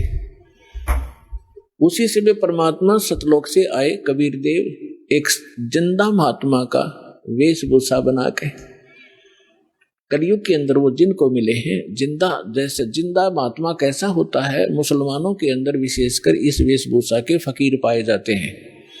सिर पर काला टोप होता है, ऊंचे से चुंडे का नू ऐसे खड़ा सा, और एक ही ओवरकोट होता है काले कपड़ों का, काले कलर का ओवरकोट टाइप एक वस्त्र पहनते हैं, और एक अंडरवियर कच्छा घुटनों तक का। ऐसी वेशभूषा वाले को जिद्दा महात्मा कहते हैं। दाढ़ी केस बड़े हुए होते हैं उसके। इस वेशभूषा में परमात्मा थोड़ी सी दूर पर सतलोक से आकर उतरे, और उस रास्ते, कच्चे रास्ते जा रहे थे, साथ में पाली बैठे थे, गरीबदास जी भी बैठे थे। उन पालियों में बड़े भी थे, कोई 40 वर्ष का, कोई 30 वर्ष का, कोई 10-15 वर्ष का, कोई 50 वर्ष के वृद्ध भी थे, प्रौढ़ भी थे। तो उस समय एक विशेषता थी, रास्ते चलते थे, साधु संत का तो आदर था ही था, आम व्यक्ति को भी विशेष रिगार्ड दिया करते थे और प्रार्थना करते थे, आओ जी भोजन पालो, दूर से चलकर आए हो, पैदल चल रहे, आओ महाराज बैठो भोजन पाओ। खड़ा हो गए एक आध भक्त और हाथ जोड़ दिए। परमात्मा तो आए उसी लिए थे, बैठ गए उनके पास। तब कहा जी भोजन पाओ। परमात्मा ने कहा, कबीर परमेश्वर ने, उस परम अक्षर ब्रह्म ने, कि भाई भोजन मैं खा के आया हूं अपने गांव से। पालियों ने पूछा आपका गांव कहाँ है महाराज, आपका डेरा कहाँ है? कि मेरा डेरा सतलोक के अंदर है, सतलोक नाम है मेरे डेरे का। अब उन्होंने सोचा भी होगा कोई गांव सतलोक नाम होगा उसका। तो महाराज जी भोजन खाओ। परमात्मा बोले भोजन नहीं खाऊं मैं, छका हुआ भी खा के आया। तो दूध तो पीना ही पड़ेगा आपने, हमारे पास ऐसी गव्वे हैं, अभी 5 मिनट में दूध निकाल देंगे, ऐसी शरीफ गायें भी हैं। तो परमात्मा बोले भाई अगर दूध पिलाते हो तो कंवारी गाय का दूध पिया करूं मैं। तो सभी कहने लगे बाबा जी तेरा दूध पीने की नीत नहीं है, आप तो मजाक करते हो, उपहास कर रहे हो हमारा, आप दूध पीना ही नहीं चाहते। परमात्मा कहते पीना चाहता हूं, निकालो कंवारी गाय का दूध पीता हूं भाई मैं। तब गरीबदास जी खड़े हुए, उनकी एक प्रिय बछिया थी जिसको अभी बैल ने टच नहीं किया था, दूध पीना माँ का छोड़ रखा था। लगभग 1-1.5 वर्ष की बछिया हो चुकी थी, 1 वर्ष की, 1.5 वर्ष की। उसकी गले के रस्सी बांध रखी थी, उसको ला पकड़ के और कहा देखो महाराज जी इसके बच्चा तो है ही नहीं, दूध कैसे देगी? परमात्मा बोले कोई एक पात्र लाओ जिसमें दूध निकालेंगे, ये दूध देगी भाई। अब वहां एक मिट्टी का बर्तन था, जैसे जल पीने के लिए या लस्सी पीने के लिए ले जाते थे, उसको साफ करके रखा हुआ था। तो उसको कहा कि ये रखा जी पात्र, कहने लगे इसको फेर दो एक बार अच्छी तरह, फिर धो दिया साफ करके, इसके नीचे रखो गाय बछिया के नीचे। गरीबदास जी 10 वर्ष के बालक पहले तगड़े हो जाते थे, पकड़ कर बैठ गए, हंस रहे हैं, देख रहे बाबा जी कैसे दूध निकालेगा। अब परमात्मा ने बछिया के कमर पर थपकी मारी, लंबे लंबे सतन हो गए और दूध की धार बह चली। जब वो पात्र भर गया अपने आप दूध बंद हो गया। गरीबदास जी हैरान कि बाबा जी बड़ा शक्ति वाला है। अगले महाराज जी फिर पी लो, आपने निकाला कुछ दूध, परमात्मा ने पिया। फिर उन पाली उपस्थित थे, बड़े छोटे जितने भी थे, उनसे कहा कि ले बेटा बच्चों पी लो, ये दूध यहाँ का नहीं है, मेरे डेरे से आया सतलोक से, अमृत है, ये पी लो। वो पाली जो बड़े वाले थे, समझदार माने थे अपने आप ने, वो कहने लगे हम ना पीवा जादू जंत्र का दूध, और कंवारी गाय का पाप लग गया हमारा। अर्थ ने झूठा कर दिया कि मेरा तो कौन सी जाति का है। वो तो उठ कर चले गए। कहते हैं सकल पदार्थ है जग माही, कर्म ही नर पावत नाही। गरीबदास जी बोले ला महाराज जी आपका अमृत कद कद मिला मुझे झूठा, पुण्यात्माओं, ये है वो पुण्यात्मा जिनके लिए भगवान भटक रहे होते हैं, जो दृढ़ भक्त होते हैं, उनका स्वभाव न्यारा होता है, उनके लक्षण अलग होते हैं, तो तुरंत गट गट जितना पीना था पियर बाकी रख दिया। तो परमात्मा ने उनको ज्ञान समझाया, सारी कहानी सुनाई। तो बच्चे को परमात्मा से कहा बच्चे ने कि भगवान आप ऐसा स्थान बताते हो, क्योंकि वहां तो सारा दुख ही दुख होता था, जैसे राजस्थान रेगिस्तान ऐसे ही वो क्षेत्र था, ना कोई नहर का साधन था उस समय, दुख थे वहां पर, कभी सूखा गिर जाता था। तो परमात्मा ने बताया कि मेरा जो डेरा है बेटा, वहां पर ऐसे दूध की नदी बहती है, घी के सरोवर हैं, और वहां पर काजू किस्मत सेब संतरे सदा बहार वृक्ष हैं, वहां कोई अभाव नहीं है, बहुत सुंदर लोक है। अब बालक था, प्रबल इच्छा हुई कि भगवान क्या वो लोग मैं देख सकता हूँ? परमात्मा बोले ऐसे नहीं देख सकते, पहले आपने मंत्र लेना पड़ेगा, मेरा शिष्य बनना पड़ेगा, तभी उसमें आप प्रवेश कर सकते हो। बोले जी बना लो, कैसे बनाओगे मुझे शिष्य? परमात्मा ने प्रथम मंत्र दिया और कहा बेटा अभी तेरे को सतलोक ले चलता हूँ, अपना डेरा दिखा के लाता हूँ। उस आत्मा को निकाला, ऊपर ले गए, ब्रह्मा विष्णु महेश के लोक दिखाए, धर्मराज का लोक दिखाया जहाँ बैठकर वो सबका न्याय करता है। 21 ब्रह्मांड काल के दिखाए, काल की वो तपस्या दिखाई जहाँ 1 लाख मानव शरीरधारी प्राणियों को ये यहाँ का भगवान भून कर खाता है, जिसके लिए आपको यहाँ पाले बैठा है, रोके बैठा है, बका रखा, आपको मूर्ख बना रखा है। और उस काल के सिर पे पैर रख के परमात्मा उसको ऊपर लेकर गए। अक्षर पुरुष का लोक दिखाया, उस पर ब्रह्म का 21 ब्रह्मांड दिखाए, फिर ऊपर अपने सतलोक 12वां द्वार पार करके सतलोक में पहुंचे, गरीबदास जी को देखे। अब वहां क्या लीला की दाता ने, वहां परमात्मा अन्य रूप में, उसी शकल में एक अन्य रूप सिंहासन पर विराजमान है, सिर पर मुकुट है जैसे राजा पहनते हैं, बहुत ही सुंदर मुकुट सफेद कलर का। ऊपर एक छत्र है बहुत सुंदर सफेद कलर का, बहुत सुंदर सिंहासन जिसमें हीरे मोती और लाल लगे हुए हैं, सफेद ही कलर के। वो बैठा है भगवान परमात्मा सतलोक में बैठे। भगवान के एक रोमकूप में करोड़ सूर्य करोड़ चंद्रमा मिला दे इतना प्रकाश है, तो उसको चरम दृष्टि नहीं देख सकती, आत्मा की आंखें ही उसको देख सकती है। तो गरीबदास जी ने देखा भगवान तो ये है मालगियो बैठा तख्त पे, और बहुत बड़ा गुम्बद है उसका, जैसे मंदिर नुमा एक बहुत बड़ा गुम्बद है, उसके सेंटर में भगवान विराजमान है। अब नीचे से जो जिंदा महात्मा के रूप में परमेश्वर कबीर जी गए थे उनके साथ, वो वहां जाकर चंवर उठा के और सिंहासन पर बैठे भगवान पर चंवर करने लगे। गरीबदास जी ने सोचा कि भगवान तो ये है, ये बाबा जी इसका कोई नौकर सेवादार, कोई इनका चेला चला होगा। इतना सोच ही रहा था, तभी वो तेजो में शरीर वाले भगवान खड़े हुए, सिंहासन छोड़ दिया और करबद्ध होकर कहा भगवान ग्रहण करो अपना सिंहासन, आपकी अब्सेंस के में आप मुझे यहाँ बैठा कर गए थे। कबीर साहब उस पर विराजमान हुए और वो तेजो में शरीर उठाकर चंवर करने लगा, जैसे भगवान बच्चे करते हैं, शिष्य करते हैं गुरु जी पे, ऐसे। गरीबदास जी ने सोचा रे ये भगवान और चंवर करे इस पे बाबा जी पे। इतने में क्या हुआ कि वो तेजो में शरीर नीचे से गए जिंदा महात्मा के शरीर में समा गया और चंवर अपने आप घूम रहा ऊपर। इस लीला को देखने के बाद परमात्मा ने सारी कथा सुनाई। भाई मैं भगवान हूँ, गरीबदास मैं काशी में रहा 120 वर्ष, मेरा धाणक कबीर नाम था, मैं धाणक रूप में रहा करता था, जुलाहा का काम करता था, सारी सृष्टि को मैंने ज्ञान देने की चेष्टा की, लेकिन उन नकली लोगों ने अपनी चलने नहीं दी और सभी बच्चे अशिक्षित हैं। गरीबदास जी ने कहा कि भगवान मुझे यही रख लो, मैं नहीं जाऊं उस गंदे लोक में।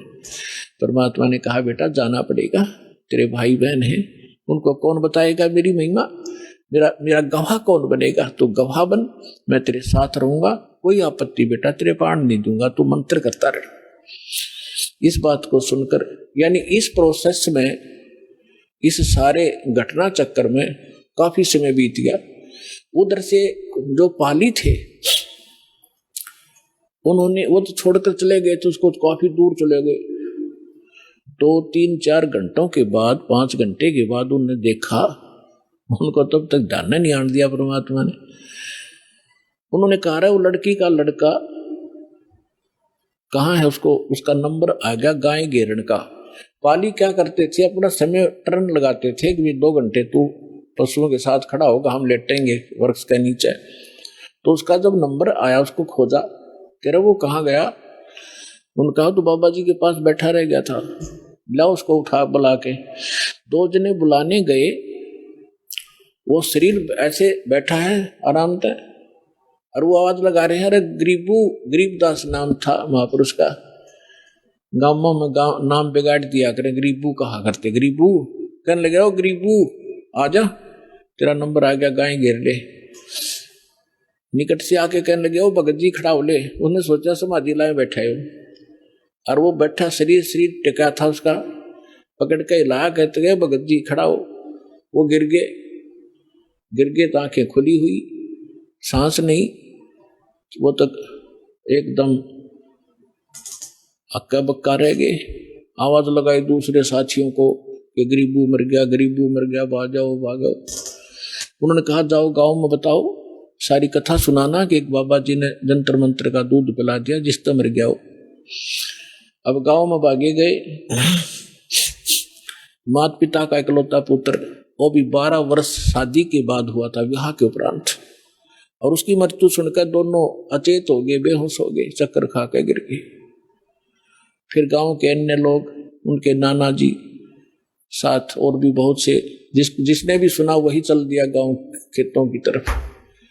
वहां से बच्चे का शव उठाकर लाए, शाम होगी, चिता पर रख दिया अंतिम संस्कार करने के लिए। तो परमात्मा ने कहा बेटा जल्दी जा, ना वो खराब कर देंगे तेरे शरीर को। गरीबदास जी को सब कुछ दिखाया, वहां से सारा दिखाई देता है। यहाँ पर चाहे चीटी देख ले चलती, वहां ऐसी दिव्य दृष्टि मिलती है। गरीबदास जी तुरंत छोड़ दिए, जा बेटा स्पीड से 1 सेकंड के भी कुछ अंश में आत्मा में प्रवेश कर दिया गरीबदास साहिब जी को।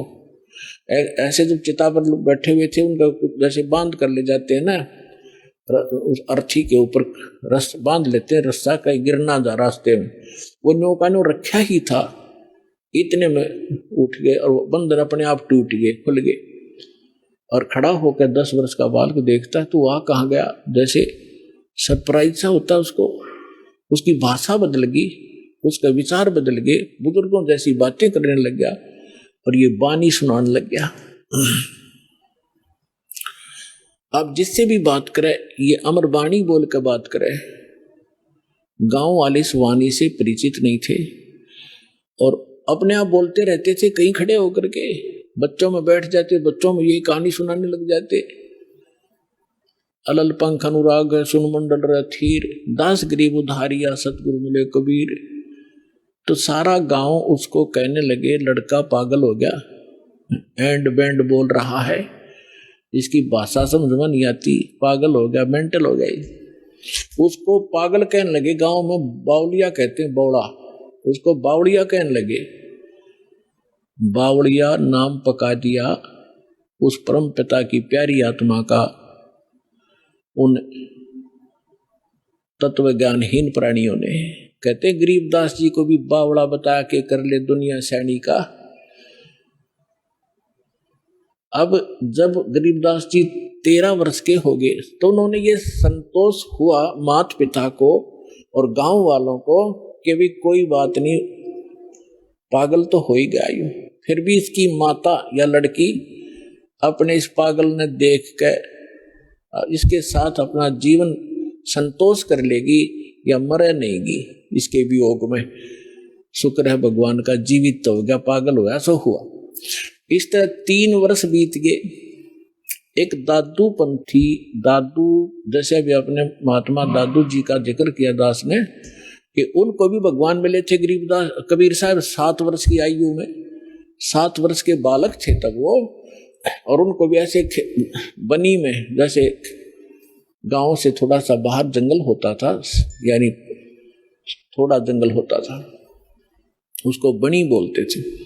वहां बच्चों के साथ खेल रहा था गरीब परमात्मा, जिंदा महात्मा के रूप में आए। उनसे भी ये चर्चा की। अब परमात्मा ने अपने लोटे में सतलोक से अमृत लाए हुए थे, वो रखा था।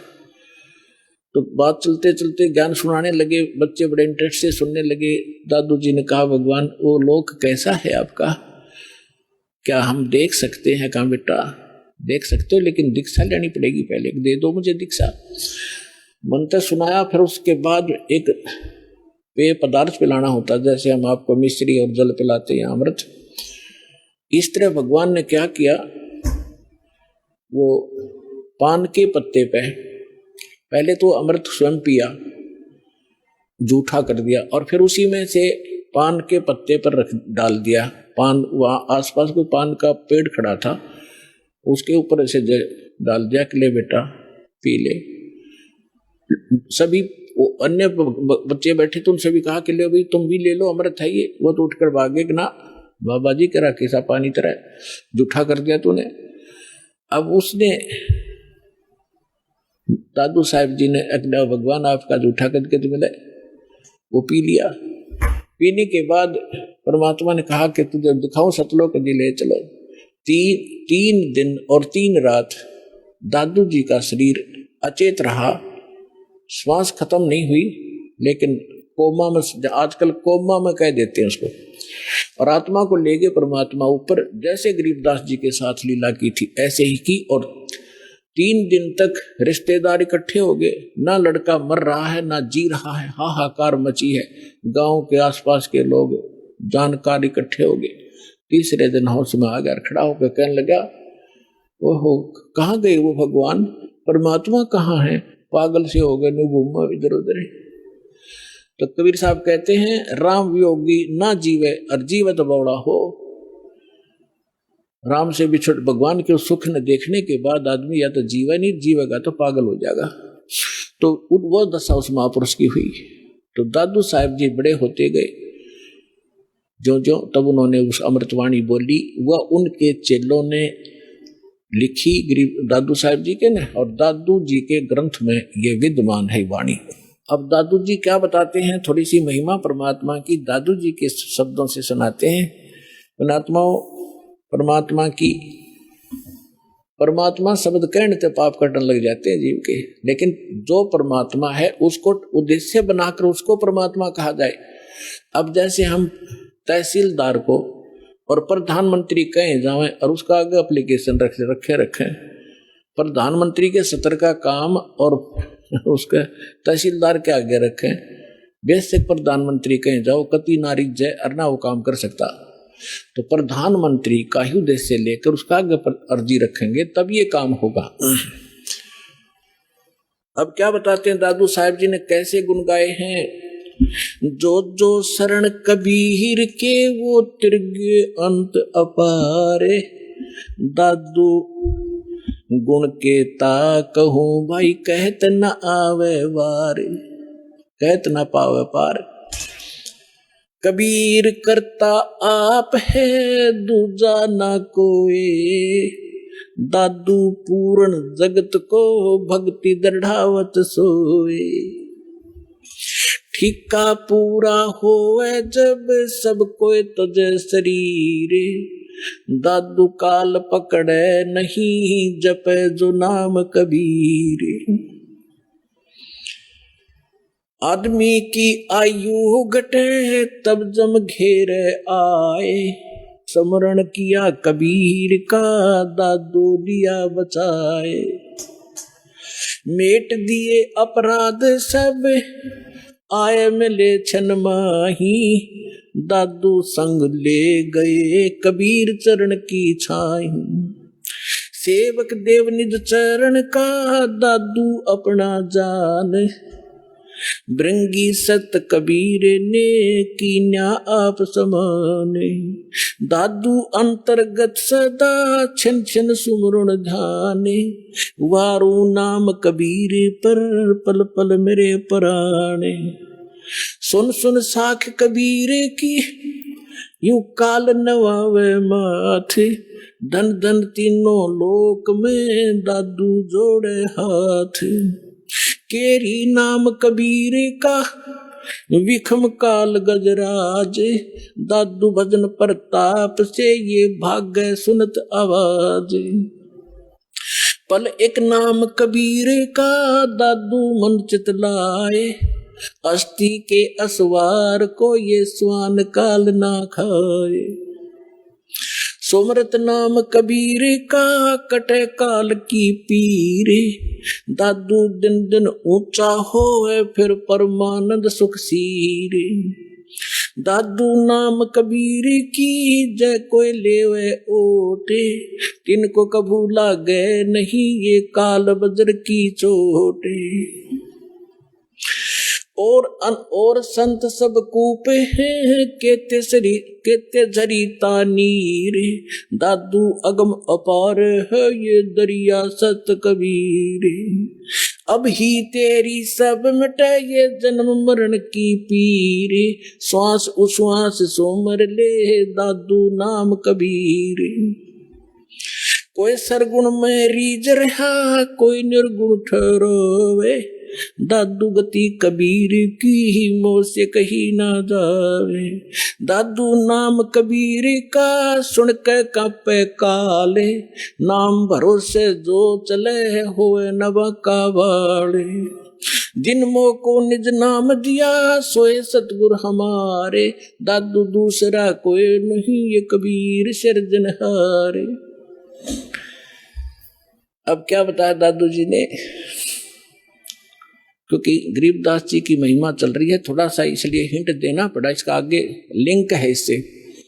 दादू साहब जी क्या कहते हैं कि सुन सुन साख कबीर की, साख माने महिमा, परमात्मा की सामर्थ्य है। सुन सुनने से जैसे परमात्मा की महिमा जहां चलती है तो काल भी माथा रगड़ा क्यों तो समर्थ है। यो काल यहाँ का भगवान जो है, जो भगवान की महिमा कहीं होती है, सच्चाई उसकी सत्य महिमा सुनाई जाती है तो काल भी नाक रगड़े मत्था टेकता है कि हाँ भगवान तो समर्थ ही है, वो कबीर तो पूर्ण परमात्मा है। तो सुन सुन साख कबीर की, काल नवावे माथ झुकावे माथा, और धन हो तीनों लोक में दादू जोड़े हाथ।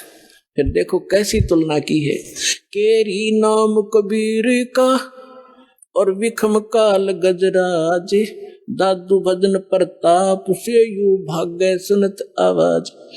अब 21 ब्रह्मांड का स्वामी है। श्रीमद् भगवद गीता अध्याय नंबर 15 के श्लोक नंबर 18 में गीता ज्ञानदाता ये ब्रह्म है, काल है। ये खुद कहता है कि मेरे अंतर्गत जितने भी प्राणी हैं उनसे मैं उत्तम हूं, श्रेष्ठ हूं, उनसे तगड़ा हूं मैं, इसलिए मैं लोक वेद के आधार से पुरुषोत्तम प्रसिद्ध हो रहा हूं मैं। क्योंकि जितने भी इसके अंतर्गत प्राणी हैं काल के, ये तगड़ा है। ये 1000 कला का ब्रह्मा विष्णु महेश, ये विष्णु जी 16 कला के, और ये 4 भुजा का, वो 1000 भुजा का। यानी इनमें यहाँ के प्राणियों में ब्रह्मा विष्णु महेश हमसे सबसे तगड़े शक्तिशाली है, इनसे भी वो कई गुना शक्तिशाली है। तो ये कोई छोटी शक्ति नहीं है, कहने का भाव ये है। तो यहाँ दादू जी कहना चाहते हैं कि केरी नाम कबीर का, केरी मन बब्बर शेर, और बब्बर शेर कहीं धाड़ मारता हो और हाथी आसपास घूम रहा हो, हाथी इतना भयभीत हो जाता है, लीद कर देता, वो टट्टी कर देता, एकदम इतना डर जाता है, भागने की सोचा कि इधर से जान बचाए मेरी। तो यहाँ कहने का भाव यह है कि हाथी कोई छोटा प्राणी नहीं है, आम प्राणियों से तगड़ा है, लेकिन उस बब्बर शेर के सामने वो भी फेल है, उससे उसके सामने उसकी कोई अस्तित्व नहीं है। दादू साहब जी ये बताना चाहते हैं कि केरी नाम कबीर है, परमात्मा का जो सत्य मंत्र है, और कबीर साहब को ऐसा समझो जैसे बब्बर शेर हो, और ये काल भी छोटा नहीं है, विषम काल गजराज। गजराज माने हाथियों का राजा, हाथियों में भी तगड़ा हाथी समझ लो। लेकिन दादू भजन प्रताप से ये भाग्य सुनत आवाज, नाम का सिमरन सतनाम जो आपको दिया जाएगा ये राम का नाम है। राम राम कोई मंत्र नहीं है, राम का नाम यानी जिससे वो राम प्राप्त हो वो नाम, वो 2 अक्षर का है। सतनाम जिसमें को मंत्र है, एक आपको गुप्त है वो तत्शब्द वो दिया जाता है। आगे क्या बताते हैं, पल एक नाम कबीर का, जो परमेश्वर कबीर जी ने जो सत साधना बताई है, वो एक पल भी अगर जिसने सत साधना से भक्ति कर रखी हो, पल एक नाम कबीर का दादू मन चितलावे, अस्थि के असवार को स्वान काल नहीं खावे। अब देखो इन महापुरुषों की वाणी को समझना किसी बालक के बस की बात नहीं है। ये महापुरुष पाके पढ़े, दादू पंथी, कबीर पंथी, गरीबदास पंथी, किसी ने कख नहीं पता इनकी वाणी का, ये समझ नहीं सके इनको। अब यहाँ कैसी पहले तो तुलना की कि परमात्मा को तो केरी बब्बर शेर समझो, और हाथी भी कोई छोटा नहीं है, लेकिन उसके सामने हाथी की कोई अस्तित्व नहीं है बब्बर शेर के सामने। तो हमारे समर्थ भगवान इतने शक्तिशाली हैं इस काल की तुलना। अब आगे क्या बताते हैं कि आप जिन्होंने कबीर परमात्मा की शरण ले ली, आप बैठ गए हाथी पे, और काल को कह रहे हैं, काल को समझ लो डॉग कुत्ता। हाथी पर बैठे व्यक्ति को वो स्वान हानि नहीं कर सकता किसी भी कीमत पर। अगर हाथी पर बैठे रहे, रात पर नीचे गिर गए, फिर तो पिंडी पाड़ेगा वो। अगर परमात्मा की शरण छोड़ दी तो काल तो खाएगा ही खाएगा। वो तो उसका तैयार बैठा हो, तो जैसे हाथी के ऊपर स्वान इंसान बैठा हो और कुत्ते भौंकते रहते हैं, क्योंकि ये बताना चाहते हैं दादू साहब जी कि आप भगवान की शरण में आने के बाद इस काल की रीत से, पहुंच से इतने बाहर हो जाते हो जैसे काल ने समझ लियो फिर कुत्ता आप बैठ गए हाथी पे, ये तुम्हें किसी भी प्रकार से हानि नहीं कर सकता, निकट भी नहीं आ सकता। इतना आप इतने सुरक्षित हो गए इस कबीर भगवान की शरण। तो यहाँ क्या बताते हैं, पल एक नाम कबीर का दादू मन चितलावे, अस्थि के असवार को स्वान काल नहीं खावे। स्वान माने कुत्ता, अस्थि माने हाथी पर बैठे व्यक्ति को जैसे कुत्ता हानि नहीं कर सकता, कबीर परमेश्वर की शरण में आने के बाद आपको ये काल कोई दुख नहीं दे सकता। सुमरत नाम कबीर का कटे काल की पीरी, दादू दिन दिन ऊंचा हो फिर परमानंद सुखसीर। कबीर साहब का नाम जिसने मिल गया और मर्यादा से चलता रहा, डेली अन्य व्यक्तियों से उभरता चला जाओगा, धीरे धीरे अलग छट जाओगे, कुछ दिनों में समाज से न्यारा घर हो जाएगा आपका, और फिर परमानंद सुखसीर, परमानंद परमानंद। जैसे गीता अध्याय नंबर 18 के श्लोक नंबर 62 में कहा कि अर्जुन तो सर्व भाव से उस परमेश्वर की शरण में जा, उसकी कृपा से तू परम शांति यानी परमानंद को प्राप्त होगा और उस शाश्वत स्थान को प्राप्त होगा। तो यहाँ दादू साहब जी वही कह रहे हैं कि सुमरत नाम कबीर का कटे काल की पीर, दादू दिन दिन ऊंचा हुआ फिर परमानंद सुखसीर। दादू नाम कबीर की जय कोई लेवे ओटे, तिनको कबू लागे नहीं ये काल कर्म की चोटे। काल के वज्र, जैसे किसी का बेटा मार दिया, किसी का बेटी विधवा कर दी, किसी की टांग काट दी, किसी को कैंसर कर दिया, कहते ये काल के वज्र हैं, ये काल के छुरे हैं, हथियार हैं आपको सताने के लिए। कहते फिर काल के वज्र की चोट आप पर असर नहीं करेगी, आप इतने सुरक्षित हो जाओगे। और संत सब कूप केते दरिता नीरे, दादू अगम अपार है वो दरिया सत्य कबीर। महापुरुषों की वाणी देखो पुण्यात्माओं, गदगद आत्मा हो जाती है। अब उनको ये नकली ये आचार्य शंकराचार्य ये मंडलेश्वर महर्षि जो क्या करते होता, अनपढ़ थे, अशिक्षित थे, मूर्खा की भाषा है उनकी ग्रंथों में। इसमें कैसी गजब की तुलना की है कि और संत सब कूप हैं। जैसे दास ने परमात्मा की परिभाषा बताई, तहसीलदार भी साहब है, उसकी जितनी शक्ति है उतना ही मालिक है। डिप्टी कमिश्नर भी साहब है, मंत्री, प्रधानमंत्री, मुख्यमंत्री, सारे साहब। तो यहाँ यही तुलना की है कि और संत, जैसे आप सुनते हो कि उस गांव में एक बाबा था, उसने ऐसा कर दिया, एक ने ऐसा कर दिया, छोटे मोटे कहते ये भी अपनी शक्ति रखते हैं, लेकिन वो कंप्लीट नहीं है, उससे सर्व लाभ नहीं हो सकते। आपका तहसीलदार से मित्रता है तो एक रजिस्ट्री करा सकते हो, साल 6 महीने 2 वर्ष 10 वर्ष 50 वर्ष में एक का काम करा पाओगे, उससे बाकी और समर्थ की शरण हो जा तो कितना सारे काम होते चले जाएंगे आपके। इस प्रकार क्या बताते हैं, और संत सब कूप हैं।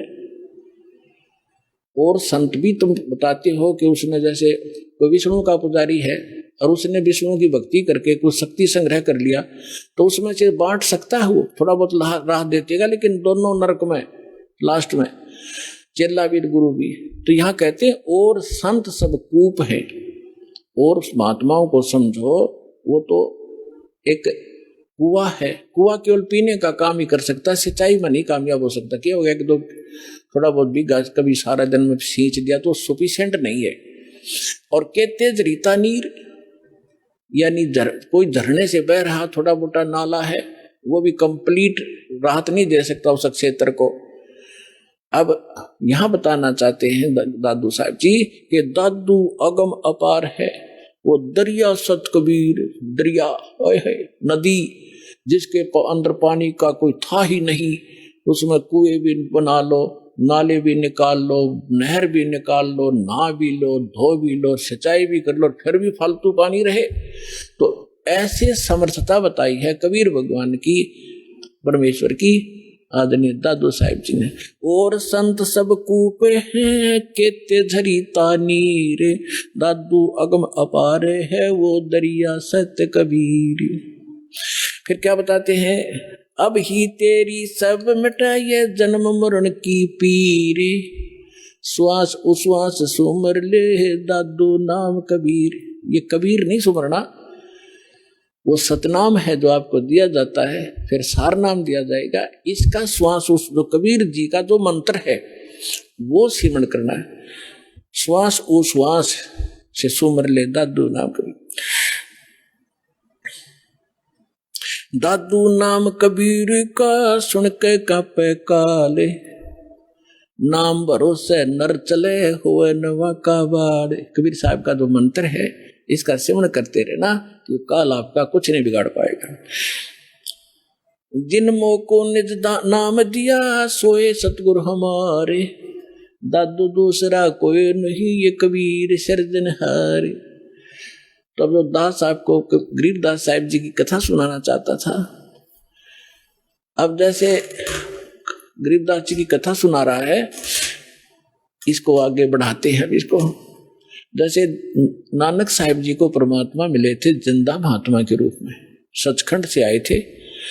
नानक साहिब जी सुल्तानपुर नाम का एक नगर है, शहर है, उसमें एक राजा था, नवाब था, उसके यहाँ नौकरी करते थे खजाने में।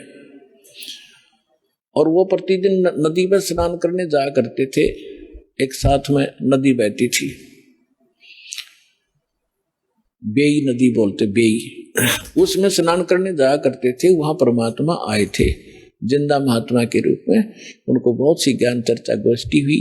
पहले नानक जी ने अपना ज्ञान बताया, फिर परमात्मा ने बताया। नानक साहब जी ने कहा भी मैं आंखों देखूं तब बाबा जी तेरी गल मानूं। परमात्मा बोले ठीक है। अब तो परमात्मा नानक साहब जी ने कहा कि मैं इस दरिया में छुपूंगा, मुझे खोजना। परमात्मा ने डुबकी लगाई, गिले परमात्मा लगा दी। उनको उनके शरीर को अंतर्ध्यान करके अब स्ट्रीम में ले गए जिधर से जल आ रहा था। वह उपस्थित लोगों ने देखा कि नानक जी मर गए, डूब गए, डुबकी लगाई थी, बाहर नहीं आए। और वो शरीर रख दिया अपसटरी में, जिधर से जला रहा था उधर कोई भी ध्यान नहीं जा किसी का। 2-3 किलोमीटर जाकर शरीर सुरक्षित रखा एक स्थान पर, आत्मा को सचखंड ले गए। फिर सारा कुछ बताया कि मैं काशी में रहता हूँ बच्चा, वहां आ जाना, सतनाम दूंगा तेरे को। तो नानक जी तीसरे दिन वापस आए थे, दरिया के किनारे घूमते नजर आए। फिर पहली उदासी उन्होंने बनारस की थी कि खोजूं तो जाकर देखूं वहां भगवान अर्धानक रूप में कैसे हो सकता है, कुछ जच्चे कुछ ना जच्चे। जब सामने जाकर देखा वो है जो सकल जिंदा महात्मा वाली ये बैठा भगवान दानक रूप में, दुलाई रूप में, हाई सूरत लोग की वेश, ए ठगवाड़ा ठगी देश खरा सियाना बहुता बारी धानक रूप रहा करता। अब हम गरीबदास जी की कथा सुनाते हैं।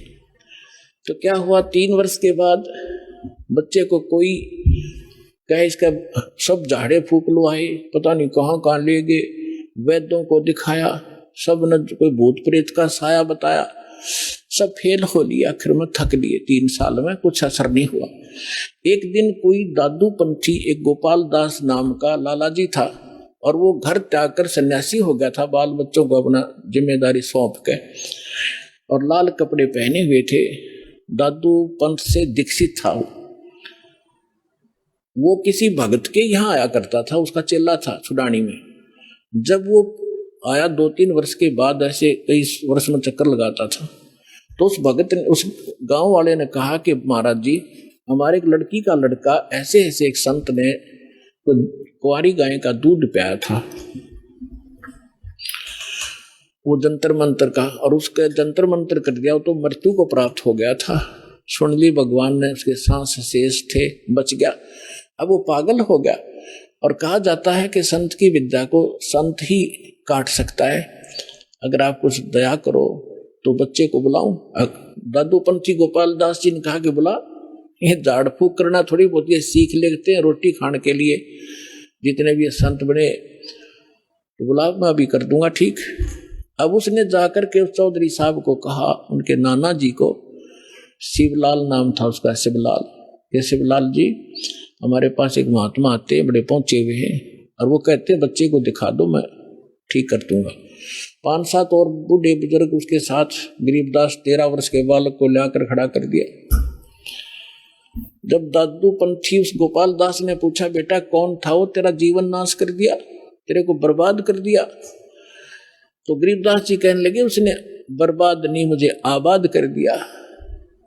अलल पंख अनुराग है सुन मुंडर थीरे, दास गरीब उधार दिया मोय सतगुरु मिले कबीर।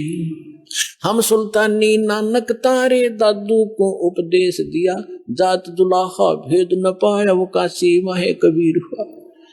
जब ये वाणी दादू उस परमेश्वर के प्यारी आत्मा गरीबदास जी ने बोली, उस 62 साल का महात्मा था, 62-65 साल का दादू पंथी गोपाल दास, उसका शरीर आंख भर आई उसकी, और रोंग रोंग खड़े हो गए कि इतनी प्यारी भाषा बोल रहा है इसने, बौला बताओ दुनिया, अरे तेरा गजब भैया।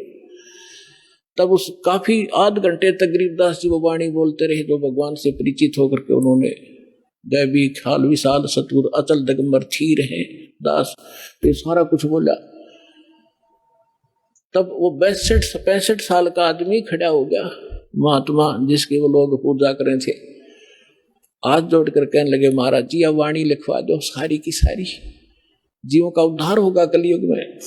परमात्मा गरीबदास जी यही चाहते थे कि किसी तरह लिखनियां मिल रहा है मैंने, लेकिन यू कल भाग जाएगा, 2 दिन 2 थोड़ी बहुत लिख के, मैंने तो बहुत कुछ लिखवाना है उसको दृढ़ करने के लिए। उठ चल पड़े गरीबदास जी, उससे बात नहीं की। फिर अब उन लोगों ने सोचा कि 65 साल का आदमी एक 13 साल के बालक का हाथ जोड़ बैठा।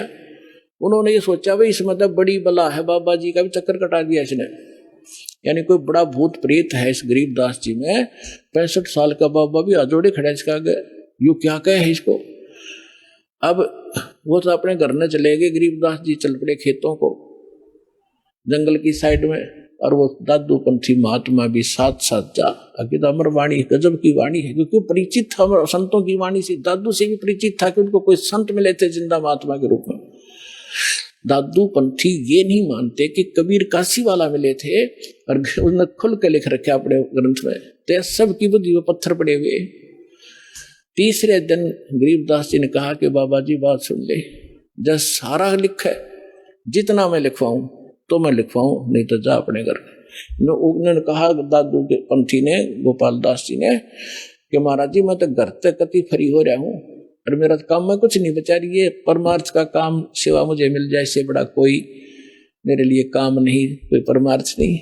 तो गरीबदास जी का एक, उन्हीं के नाना का एक बेरी का बाग था, बेरी, बड़े बेरी बोले से, उसमें एक जंडी का पेड़ था बहुत भारा। उस जंडी के पेड़ के नीचे गरीबदास जी और वो दोनों गोपाल दास जी बैठ जाते। गोपाल दास जी बनिया था, उसको लिखना आता था, वो लिखता था, गरीबदास जी बोलते थे। 6 महीने के में ये वाणी पूर्ण हुई जो आज दास के पास उपलब्ध है और जो आपके सामने वो अमृत बखेर रहा हूं। तो इन सब बातों से ये सिद्ध होगा कि हमारे सदग्रंथ बतावें और आंखों देखा संत बतावें कि धानक रूप रहा करतार। अनंत कोट, गरीबदास जी ने कहा, अनंत कोट ब्रह्मांड का एक रति नहीं भारे, सतगुरु पुरुष कबीर हैं ये कुल के सृजनहारे। तो आज का जो विषय था कि परमात्मा कौन है, कैसा है, किसने देखा है, ये सत्संग पूरा हुआ।